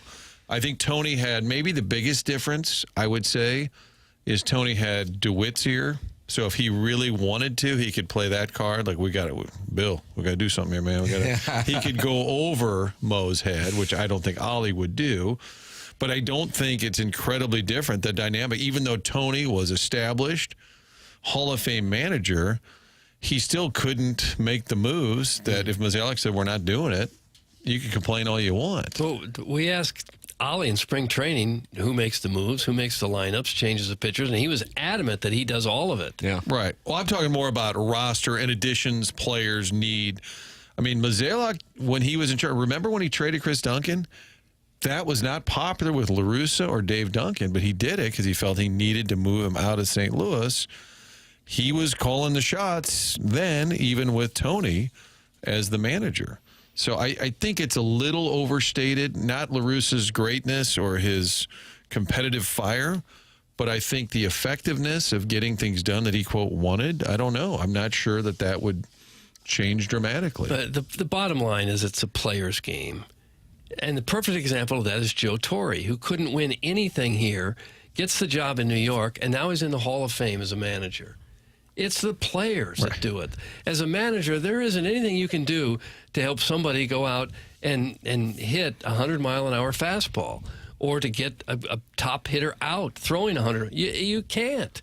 You put your players in the best situation you can and hope for success, but you can't choreograph very much in baseball like you can in football or basketball. You can't. It's a player's game, and without the players, no manager wins. Graybeard said, don't compare Tony to Marmol. I'm not comparing the two. I'm just telling you the dynamic with Mozeliak running the team is what we're talking about in that situation. How much power do you have and the implication? And Lisa, I get it. Tony's got way more career credibility. I'm just saying Tony could bitch all he wanted. If the front office didn't make the moves, it didn't matter. And there aren't many occasions where I would say he trumped them and they signed a guy just because it was Tony. I think Marmol, for the most part, is going to be good or bad if the team, Doug, if the players are good, he'll probably be better. Yeah. Potential manager there in 2022. Largely why? One guy, Albert Pujols, went nuts, saved the season. Well, the best thing they could do now would get a shipment of torpedo bats and take it out of the manager's hands, and then everything they hit leaves the park. The manager's always going to catch heat here. It's just the way it is. The fans tend to love the players and blame the manager. And if they win, they love the players even more, and the manager didn't have much to do with it. And they love the fans, not money. Yeah, that too. At least And if points they out lose, the manager blew it. And Rasmus, part of that was getting weird with the family, but the key there was Mozeliak was determined to fix the pitching in the bullpen, and Rasmus was the perfect piece to move. Yes, Tony didn't get along with Rasmus. The number one power move Tony had with Mo was Rolen, and LaRussa and Mozeliak says he still regrets that he actually did it. He got Troy Glaus instead of Scott Rolen the next year. Jesus. Oh, Mozeliak says he regrets that? Yeah, he said that's his number one regret. Is trading Rolen. And that was Tony wanting to get... Mozeliak's on the record. He has said that. When he took over, it was the first winter meetings in 2007. And he said the agent for Rolen called and said, we got to get him out. And LaRussa said, we want him out. They've all agreed, got to go. And he said, I wish I had just said no. But he said, I was the new GM, made the move, and you end up with Troy Glaus. He said, I really wish I would have... That's one where Tony did get his way and wanted Rolen out. And Mozeliak says, I regret that. But Rasmus, clearly there were issues there. But that trade deadline deal in 2011 was all done to find a way to beef up the bullpen and add pitching. They needed a little more in the starting staff. You got Edwin Jackson, then you got Zipchinski and Dotel, part of that convoluted deal. So, yes, I'd love when Tony would battle in the paper and question the moves they were or were not making. He was mad at Wall with those Pedro Borbon and Esteban Yan. We theorized that he was pitching them every day just to kind of stick it to Walt. Governor Steve Klein told me that was what was going on. And he goes, Skipper, he used a baseball jargon term. He goes, oh, yeah, he's running him out there just to shove it up Walt's ass. That's what he's doing there. He just wants to show him that he's, okay, this is what you're going to give me. This is what these guys can do. I'll run them out there all the time. And he said that's what was going on in 2003. But the Mozeliak thing's fascinating because there's what we're talking about now, having the juice as the manager to dictate to the front office. Tony clearly had it. Mo's a brand new GM.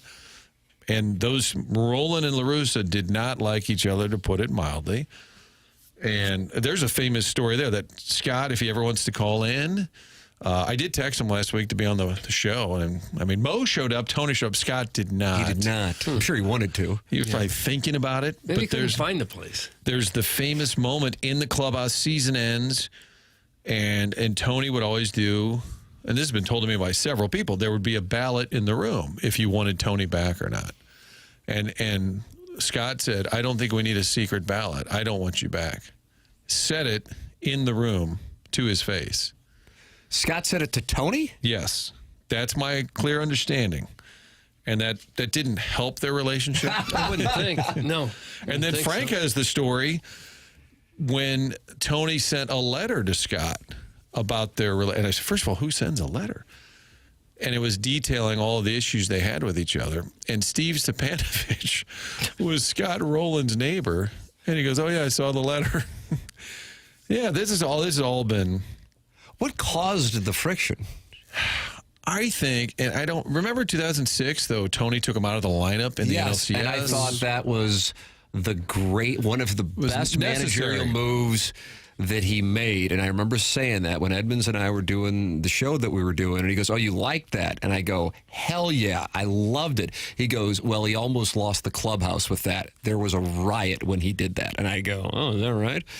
But I thought it was a brilliant move. Of course, this is an example of we talk on the microphones and not having an idea of what's going on in the clubhouse. And I loved that move. And 7 years later, Edmonds is telling me all hell broke loose when he did it. So that was the beginning? Well, I don't know if that's the only piece to it. They certainly just...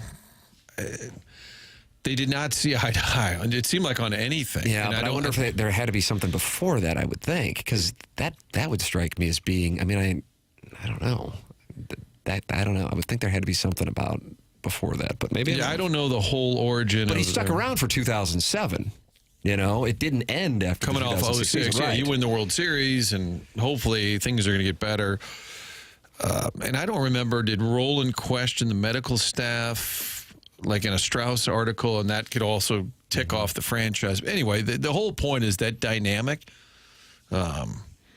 LaRussa versus the front office, Oli versus... My understanding last year is Oli went to Mo and said, you got to fix this bench. We got a terrible bench. Doug Janet's on the line, and she wants to talk about it. She wants to talk about it. This is, like I told you, Safim, she's not on. Oh! Oh, what happened to Jen? She could have been going after Mario in Chicago for a Charlotte take. The epidemic of going to the phone lines and they just disappear. Yeah, what's going on there? I don't know. I'm Wait 2 more seconds here if they don't start. It's a big drop. It's a big drop Tuesday. You're welcome to call into the program. We got a break. It's TMA 101 ESPN.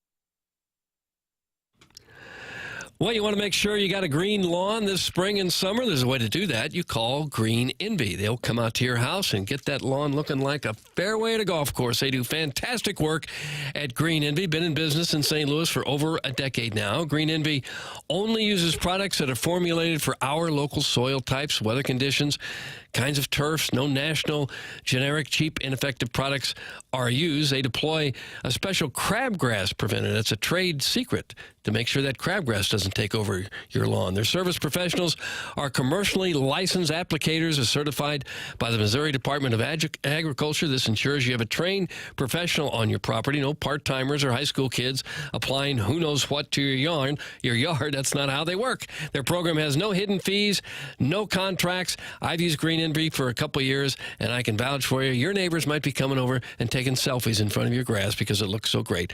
Call them at 636-655-3689. The website is greenenvylawns.com.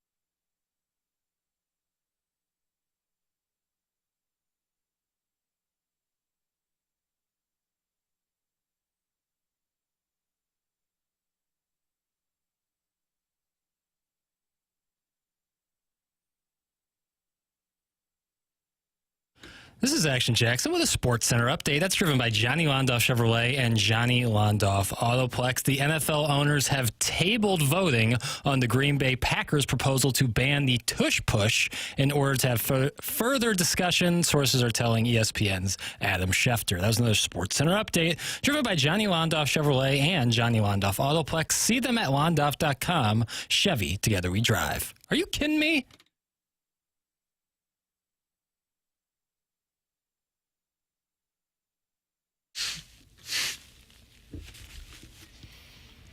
Doug, Boogie Nights? I don't know. Eric Burden? Mm-hmm. I feel like this would have been in the Burkett household. You're growing up, maybe. This is the pool party oneer shot in Boogie Nights. The camera goes underwater. Really cool. Yeah. The Colonel shows up just moments later. Gabe DeArmond, we're hosting the Mizzou Tiger Club of St. Louis. That movie? Yes. We'll send a camera. What time, Tim? High noon, Martin, Llewellyn's, Webster Groves. Come on out. All right. M-I-Z. Bye. C-O-U. Tiger. Well, timid. Why don't you go, Jackie? Show some support. Yeah, exactly. You know I'd be there if you were doing it. I do know that. You said Llewellyn's and Webster? That's right. I was just there. Oh, well, then never mind. Yeah. Spot. No, it's not. It's a place I frequent. Yeah. Kind of tucked back in there. I kind of like that element of it. Do you really? Yeah. Is that Moody Avenue? Yes. I want to say it is. Nice, Martin. Yeah. Right. Parallel to Lockwood there. Not far from James Carlton. Coach Carlton's right around the corner. Mm-hmm. That's bingo.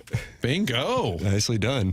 You're welcome to get involved on the program. 314-399-9646. That's how you can text into the program. And for the first week of April, you are able to get your name changed from a phone number to the name you want used on the program, 314-399-9646. And you are also welcome to participate in the YouTube chat, youtube.com/TMASTL, and email in for our design, air, heating, and cooling email today, the morning after, at InsideSTL.com. That's how you can get involved on the program.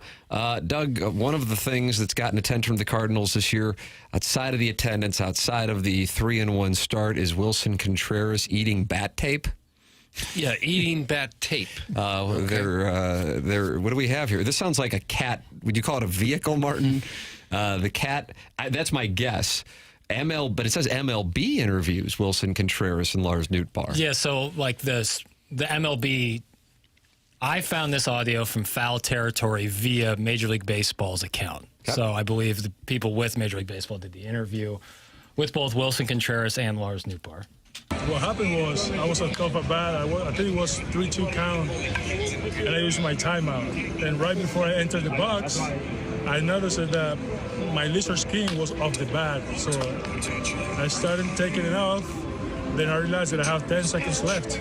So I have no option to throw it away. Just eat it. That's it. We saw this after the game. We were in the cold tub watching it. Right when he looks at the picture, his eyes are wide open. That's the funniest clip. And I changed that picture to our team group chat. Have you seen the video of it? He's at bat. He starts shoves the tape in his mouth as if it's Hubba Bubba. You think he swallowed it? I don't think so.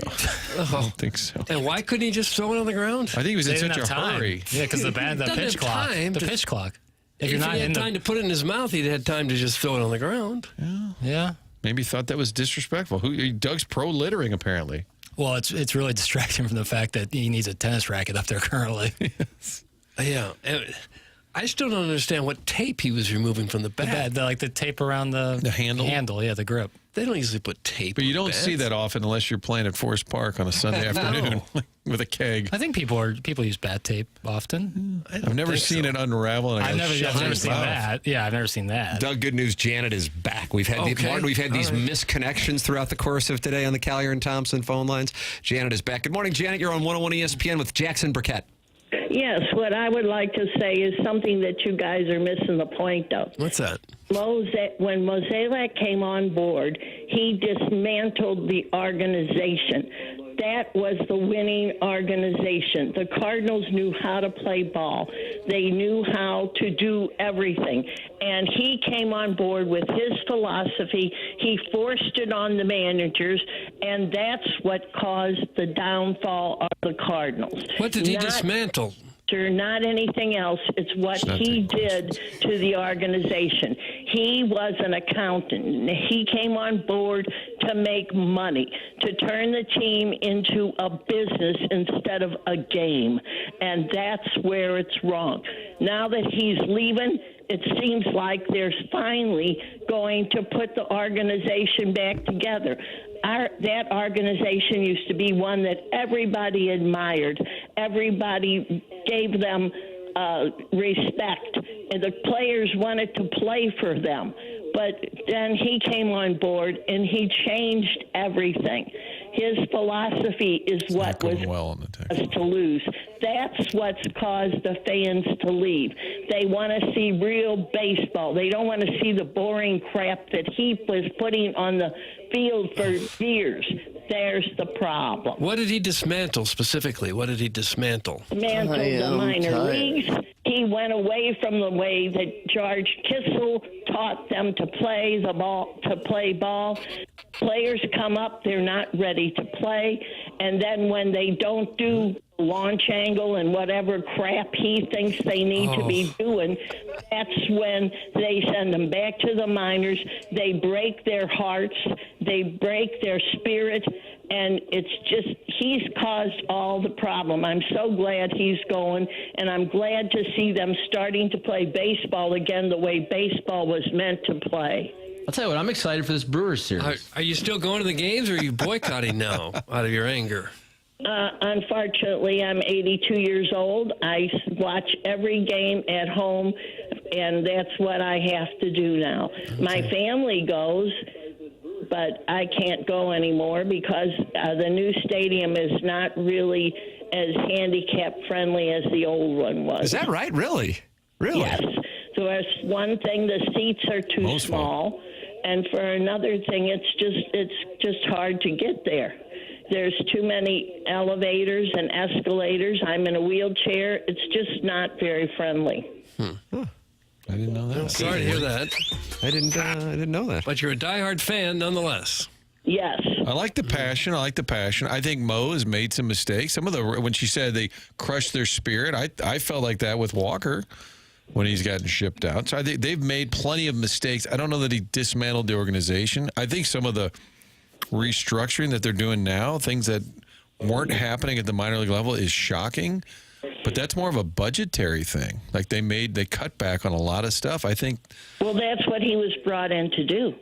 But who's doing whose work? The ownership is what you'd be saying then. I think Mr. DeWitt, the old fella, the oldest guy, the one. You're 82. Call him the old fella. I like that. The one that's my age, he actually really likes baseball. And I think that this whole thing is part of the changing the regime, more or less. I don't think it was his idea to bring in Mozeliak. I think that they want to make more money, and Bill loved the game.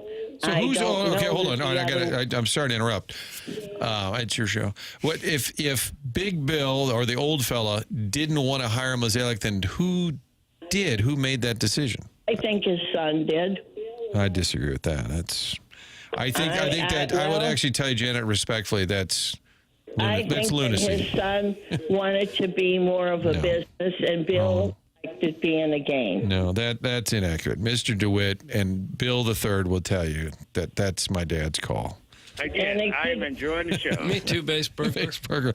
I respect the thought, but that's lunacy. Well, that could be, but they took a change. The whole organization changed when they brought Mo on to be in charge, and that's just how I feel about it, and that's just what I think. Okay. And that's what I saw happening through the last 10 years that he's been there. And it's just a shame. I hope that the Cardinals get back to being the organization that they were, that everyone respected. Mm-hmm. I mean, they've made plenty of money on that team. Well, that part's true. Yeah, that's they true. actually have about $50 million into a team that's worth a couple billion. So they've made a lot of money. Yeah, they have, and won a lot of games, won some world championships. Yes, but that stopped after Tony. That stopped after Tony. But I mean, they did go. No, that stopped after Tony. Never mind, Tim. Okay. The dismantling of the organization came into effect. It had nothing to do with the managers. It had all to do with the new philosophy and to see how much money we could make. That's what it had to do with. And unless you build a good organization and keep it going, unfortunately, you're not going to have the right people in place to have a good organization and to play ball the way baseball was meant to be played. Can you elaborate on that? No. Okay. Hang in there. All right, hey, Janet, thank you so much for the call. I enjoyed the dialogue. Okay. Bye. Thank you, Janet. There she is, Janet, now sideways with Martin and also Mario in Chicago. I can tell you with 100% certainty, John Mazak was hired, promoted, supported, and retained thanks to the old fella, we'll call him, moving forward, with all due respect, Bill DeWitt Jr. calling the shots. I think the frustration that's fair is they've been overly pragmatic. They've made a lot of money. You'd like to see them not be stupid about it, but not be cheap at times and spend it at times. But they've also wasted tons of money. There's no other industry where you can spend $80 million on a Mike Leake or a Dexter Fowler, and you walk in like a month or 2 years later and say, "Well, sorry about that. That was $80 million." There's no comp for that in the business world. Where the rest of the people working for the organization behind the scenes are scrambling probably to try to get a $1,000 raise every year. And you're like, well, $80 million guy didn't work out. Who should we sign this year? It is frustrating, but I do think every once in a while we have to keep the facts in place. Yeah. You're welcome to give your thoughts as well. 314-974-0101. Jackson, you're giggling like a schoolgirl. So I seldom am on the text line as much as I am in the first week of every month to change names. And the text line is, if there was ever a doubt on the viability of the texters of this program, they didn't leave a shred of doubt after that call. Yep. I would like to share just one that I found to be quite funny. I wanted to read them too, but they're so phenomenal. I know. And by phenomenal, I mean, I think... You're trying to be polite. No, actually, no. What was I thinking? God, what a terrible take. Tim being polite. I regret that. That is absolutely not what's going on in the text inbox. I just really liked Mitch Cumstein saying, if she's single, I'd like to go to the malt shop with her. Yeah. I like a malt shop. Bachelor baseball. These are our callers. We could have our... and they're just mad at us for opening up the phone lines. You're welcome to express your anger. 314-399-9646. That's how you can do it. Or you can email in for the Design, Air, Heating, and Cooling email. Hey, listen, everybody's even with Buck Swope right now. Everybody's even with the JV golf coach. You're even with the self-made stay-at-home Ladue mom. Imagine being in first place just for that one day. You can tell your friends and family you're leading the Design, Air, Heating, and Cooling email today and what that would mean to your friends and family. Doug? I'm not sure how much it would mean to them, but I'm sure we'll look into it. We'll study it. We'll research it. And it will mean something to someone at some point. Doug, one texter said they're stabbing a pen in their ear. So I'm going to go to onboarding because I don't know what we do when the listener threatens to stab, but I feel like it's something we need to be ready for. And you cover that in onboarding. For sure. I'll be right there. Ladies and gentlemen, you can email in for the Design, Air, Heating, and Cooling email of the day. This is coming up. This is the Morning After, presented to you by Brian and Crouppen on 101 ESPN.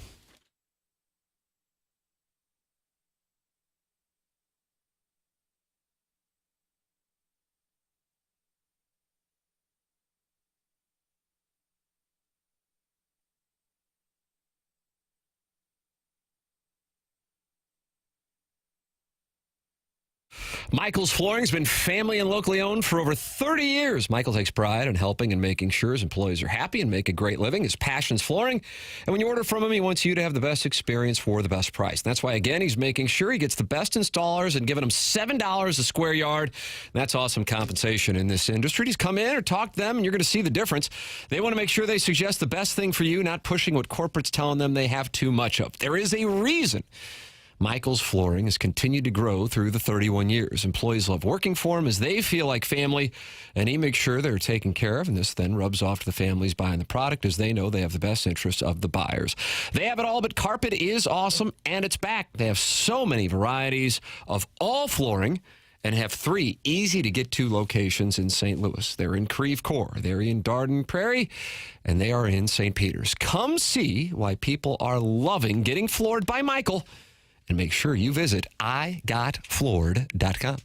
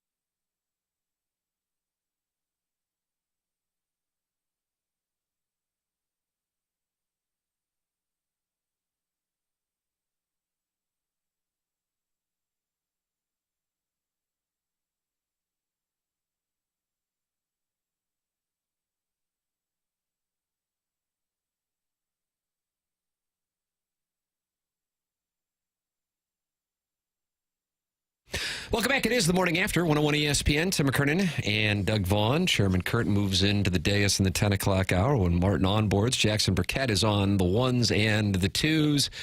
And we welcome you to participate in the program by emailing in with that Design Air Heating and Cooling email today. Fast approaching in about 15 minutes. The morning after at InsideSTL.com. Caller Janet expressed some hot takes. And Doug, you almost put on the hot take mittens, brought to you by EDF. Attention business owners, do you know fire codes require your company's fire alarm system to be inspected and maintained by a certified fire alarm service provider? It's not just about compliance. It's about protecting your employees, customers, and property. That's where EDF Group's Fire and Security Division comes in. Proudly serving St. Louis and beyond, EDF Fire and Security specialize in keeping businesses safe and secure. From expert fire alarm inspections to advanced commercial security systems, they've got you covered, and it doesn't stop there. With 24/7 fire alarm and security monitoring, you'll have peace of mind knowing your business is protected every hour of the day. Don't wait until it's too late. Call EDF Group's Fire and Security Division today and let them help you stay compliant, secure, and safe. Visit theedfgroup.com or call 314-993-8053 to learn more. EDF Group, your partner in fire safety and security. I got the email today coming up. BK and Ferrario at 10 o'clock. Fast Lane, and then the Blues and Red Wings pregame show at 6 p.m. here on 101 ESPN. Puck drop at 7 p.m. for Jimmy Snipes' debut as a St. Louis Blue. Blues are minus 175 tonight. If you like the Blues to make it 10 in a row. Some Cardinal breaking news. Oh, no. How about this? What? Lance Lynn. He's done. He's hanging it up. Well, didn't we know that already? He's officially retiring. Okay. You knew that? No one signed him. I thought he was with the Cubs. He's on. Is that true? I thought he had signed with the Cubs. Maybe I misread that, but prior to today. Huh. He's on his podcast announcing that he's retiring. So if he was with the Cubs, and that's a development. He says, I am done pitching. He's on a podcast with his wife, and this was just posted 3 hours ago. There is audio of it, Jackson. It just got posted. I know that you cannot pull that this quickly, but he has decided to shut it down. I think he went into the offseason, maybe knowing he wasn't going to be a Cardinal, but I think he thought he was going to pitch. Kyle Gibson went back to Baltimore, but Lance Lynn is done. Famous for the 2011 World Series and the phone call to the bullpen in which he appeared at the mound and surprised Tony LaRussa. Tony was trying to get someone else, but they were in the restroom at the time when that what happened. There's nothing worse than a comfortable media person. Oh. Well, he had a darn good career. Pitched a long time. Made a lot of money. Good for him. He's now, how old? He's born in 87, 37 years old. Yeah, a lot of guys would like to play until they're 37 years old. Yeah, indeed. And what do you think he made, Doug? Do you know it? Do you have it in front of you? I don't have it in front of me. No, I would guess he probably made, I'll say, $100 million. I'm going to go over by a good amount. I'm going to go 150. I'm going to go 124. Okay. Spotrac is the best place to find this? I don't think it's available anywhere. I'm going to go home and I'm going to call Lance Lynn. Okay. And then I'll come back tomorrow and then I'll let you know. And what do you want to know what he has like in his checking account? Well, it's probably probably not the best way to. His career earnings, 110. Yep. 110. Okay. So I overbid, and that means Doug wins again. Mm-hmm. Yeah, damn it. 6 teams. He played for 6 different ball clubs. Name them. I have it in front of me, so it wouldn't be fair. Name them. I think Doug could get 5 of the 6. Cardinals. Yes. Nice. He pitched for the Cardinals. That is for sure. No doubt. And he pitched for a bunch of other clubs too. I believe he pitched for the Dodgers. Yes, I didn't think you'd get that one. Okay, and what other teams did he pitch for? I know he pitched. The one thing Lance Lynn did was pitch. White Sox? Yes. Okay. This is your time. 2 more, 3 more. The question again was, who did Lance Lynn pitch for? Yes. Yeah, I mean, you've named 3 of the teams, Okay. so I feel like you would know. Yeah. AL West, AL Central, AL East. Ballimer? No. Can I have initials, please? NY. He pitched for New York? Yeah, New okay, York. pitched for New York. Yep.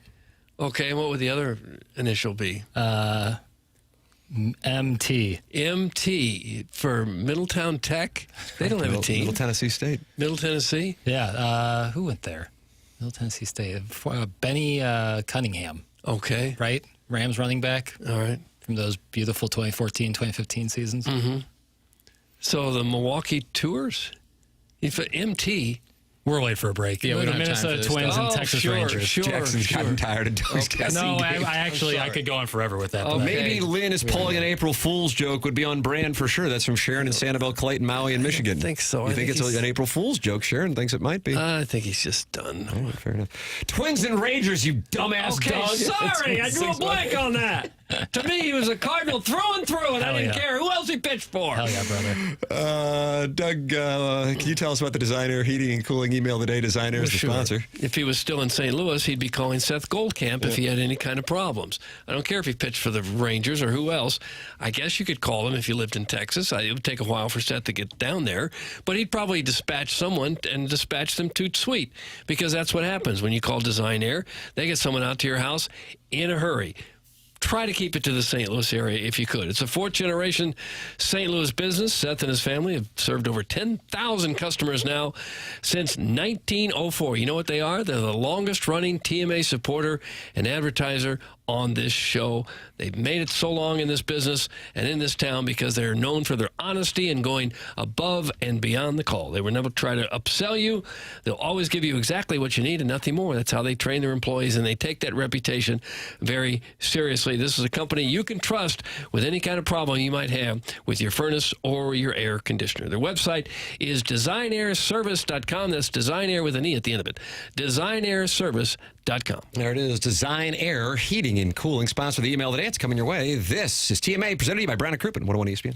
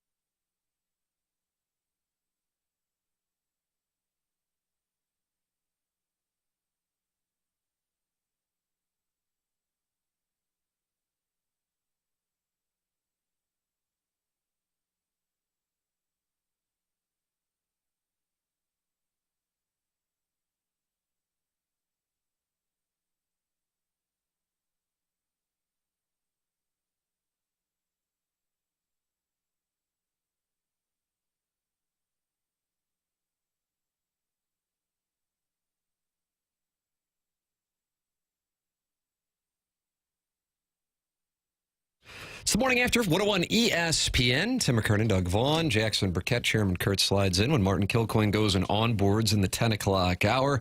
James Carlton of the Carlton State Farm Insurance Agency is online at carltoninsurance.net, 314-961-4800. That is how you can call James. He's been my insurance agent now for 6 years, and I recommend him to you as well.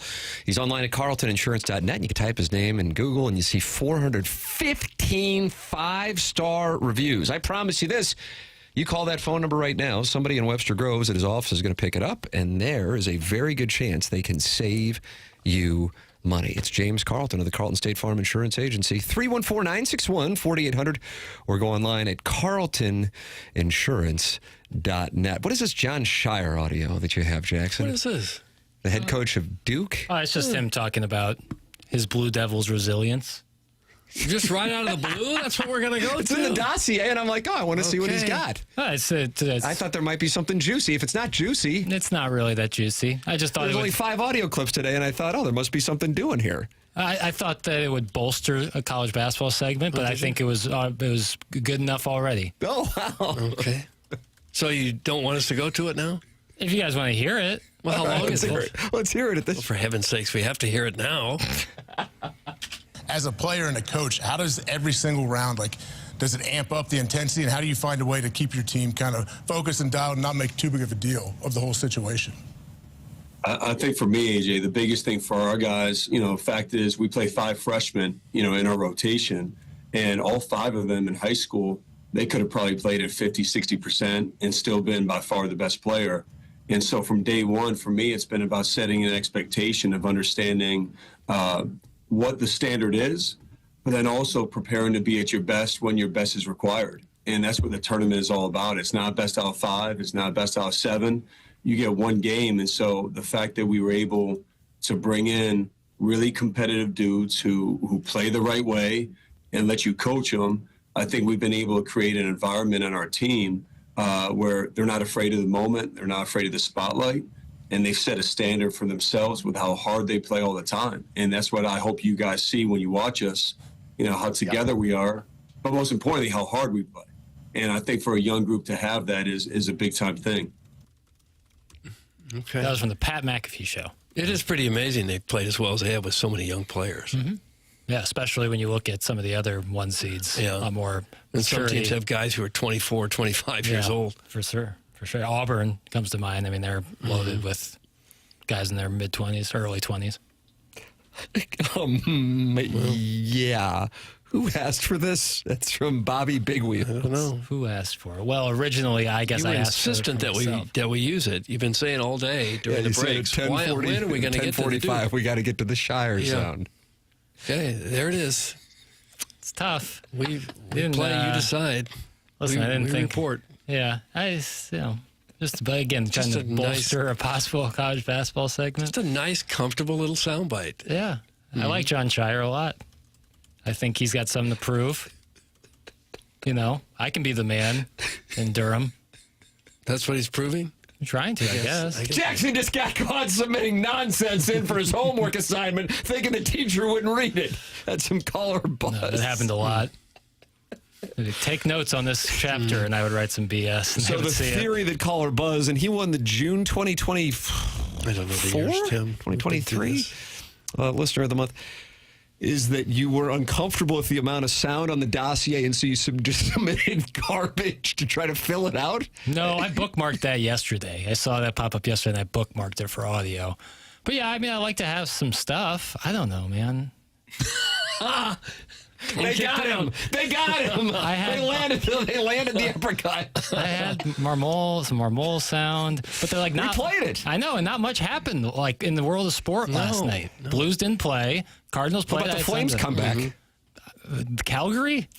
That's right. Come on. That's out of the question for being part of the show? Well, like what? Like goal calls? You nice little comeback by the Flames. Sure. Good on them. Oh, God. I'm worried about the note. Mm-hmm. Yeah, but they impact the note. The note impact the note, Tim. I think we all know that. Wow, how about that? Well, you ought to speak to the boys before they take the ice against that wingy tonight. I don't want to take Jobu's spot. He seems to be having the hot hand. Hey, I'll be a sip. Yo. Go home and spoon your Frank Haith body pillow and try harder tomorrow. Some big tough. Gosh, all this over one soundbite. More or less what's going to happen. I mean, yeah, I'm going to finish my work and maybe go home, and maybe I will have a body pillow. Frank Haith body pillow? Wouldn't you go with someone taller if you were to get a body pillow of a basketball? But yeah, Kim Anderson. like 6'10", Wouldn't even fit Ponzo. on the bed. Hey, you diagonal it up. Got the Design, Air, Heating, and Cooling email today next. This is TMA 101 ESPN.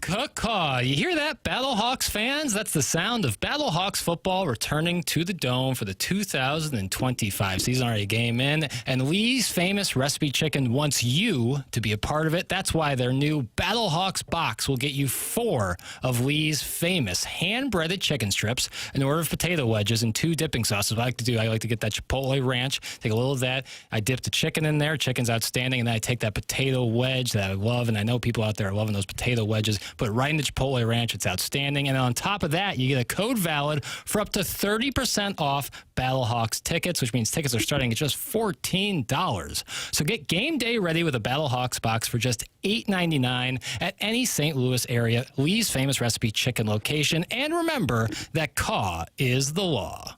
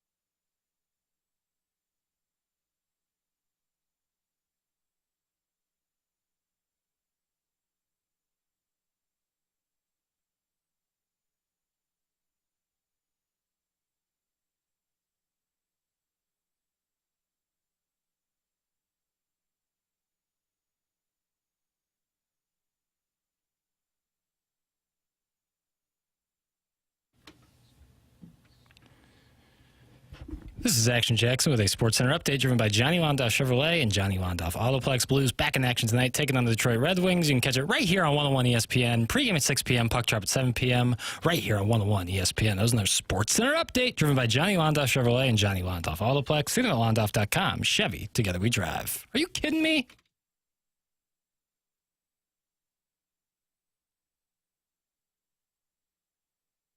Welcome back. It is TMA 101 ESPN. Time for the Design Air Heating Cooling Email of the Day. Ow! Hey, guys. Steve in Ballpark Village's call on Friday was a modern work of art, and I've had just about enough of Sharon from Spanish Lake. I thought it was Sanibel and Maui and Clayton. Michigan in certain months. Top vacation spots in the country. Her holier-than-thou texts about us legacy perverts may appeal to the olds who listen to this show as they doze off for their mid-morning naps, but they don't absolve you from your lukewarm Cardinal takes like today's quote, the attendance isn't down because of the cold weather. It's down because of crime and a bad team. Groundbreaking stuff there, Sharon. Thanks. Gone are the days of radio listener wars, the days where we used to spend an hour-long segment arguing if people from Webster Groves or Cotterville were more poor. It's Cotterville, by the way. So go back to selling your timeshares in Branson because us legacy perverts aren't going anywhere. Long live the goated callers, Caller Adam, Steve in Ballpark Village, and Mr. Licks, Dogtown Ty. Doug, do you consider Caller Adam to be the goat?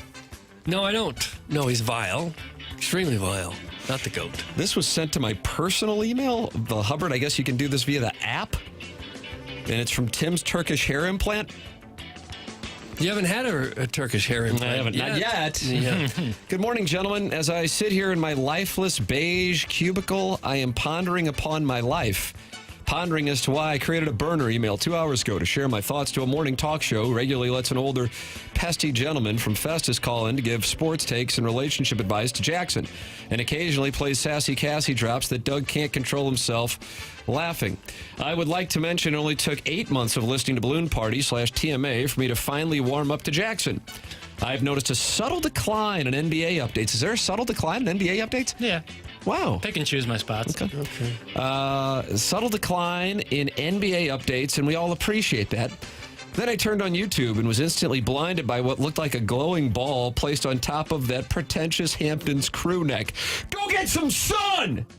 On the other hand, I will not let this diminish this gorgeous spring day where you can see life every time when Tim talks. Doug smiles talking about malt shops, and your St. Louis Blues are charging into the playoff race with the mystical, mysterious Jobu, our new king. Doug, do you consider Jobu to be our new king? No, I don't. Finally, Doug, can you please remind me of the 1984 Academy Awards winner of Best Supporting Actor who starred in Terms of Endearment? I'm drawing a blank.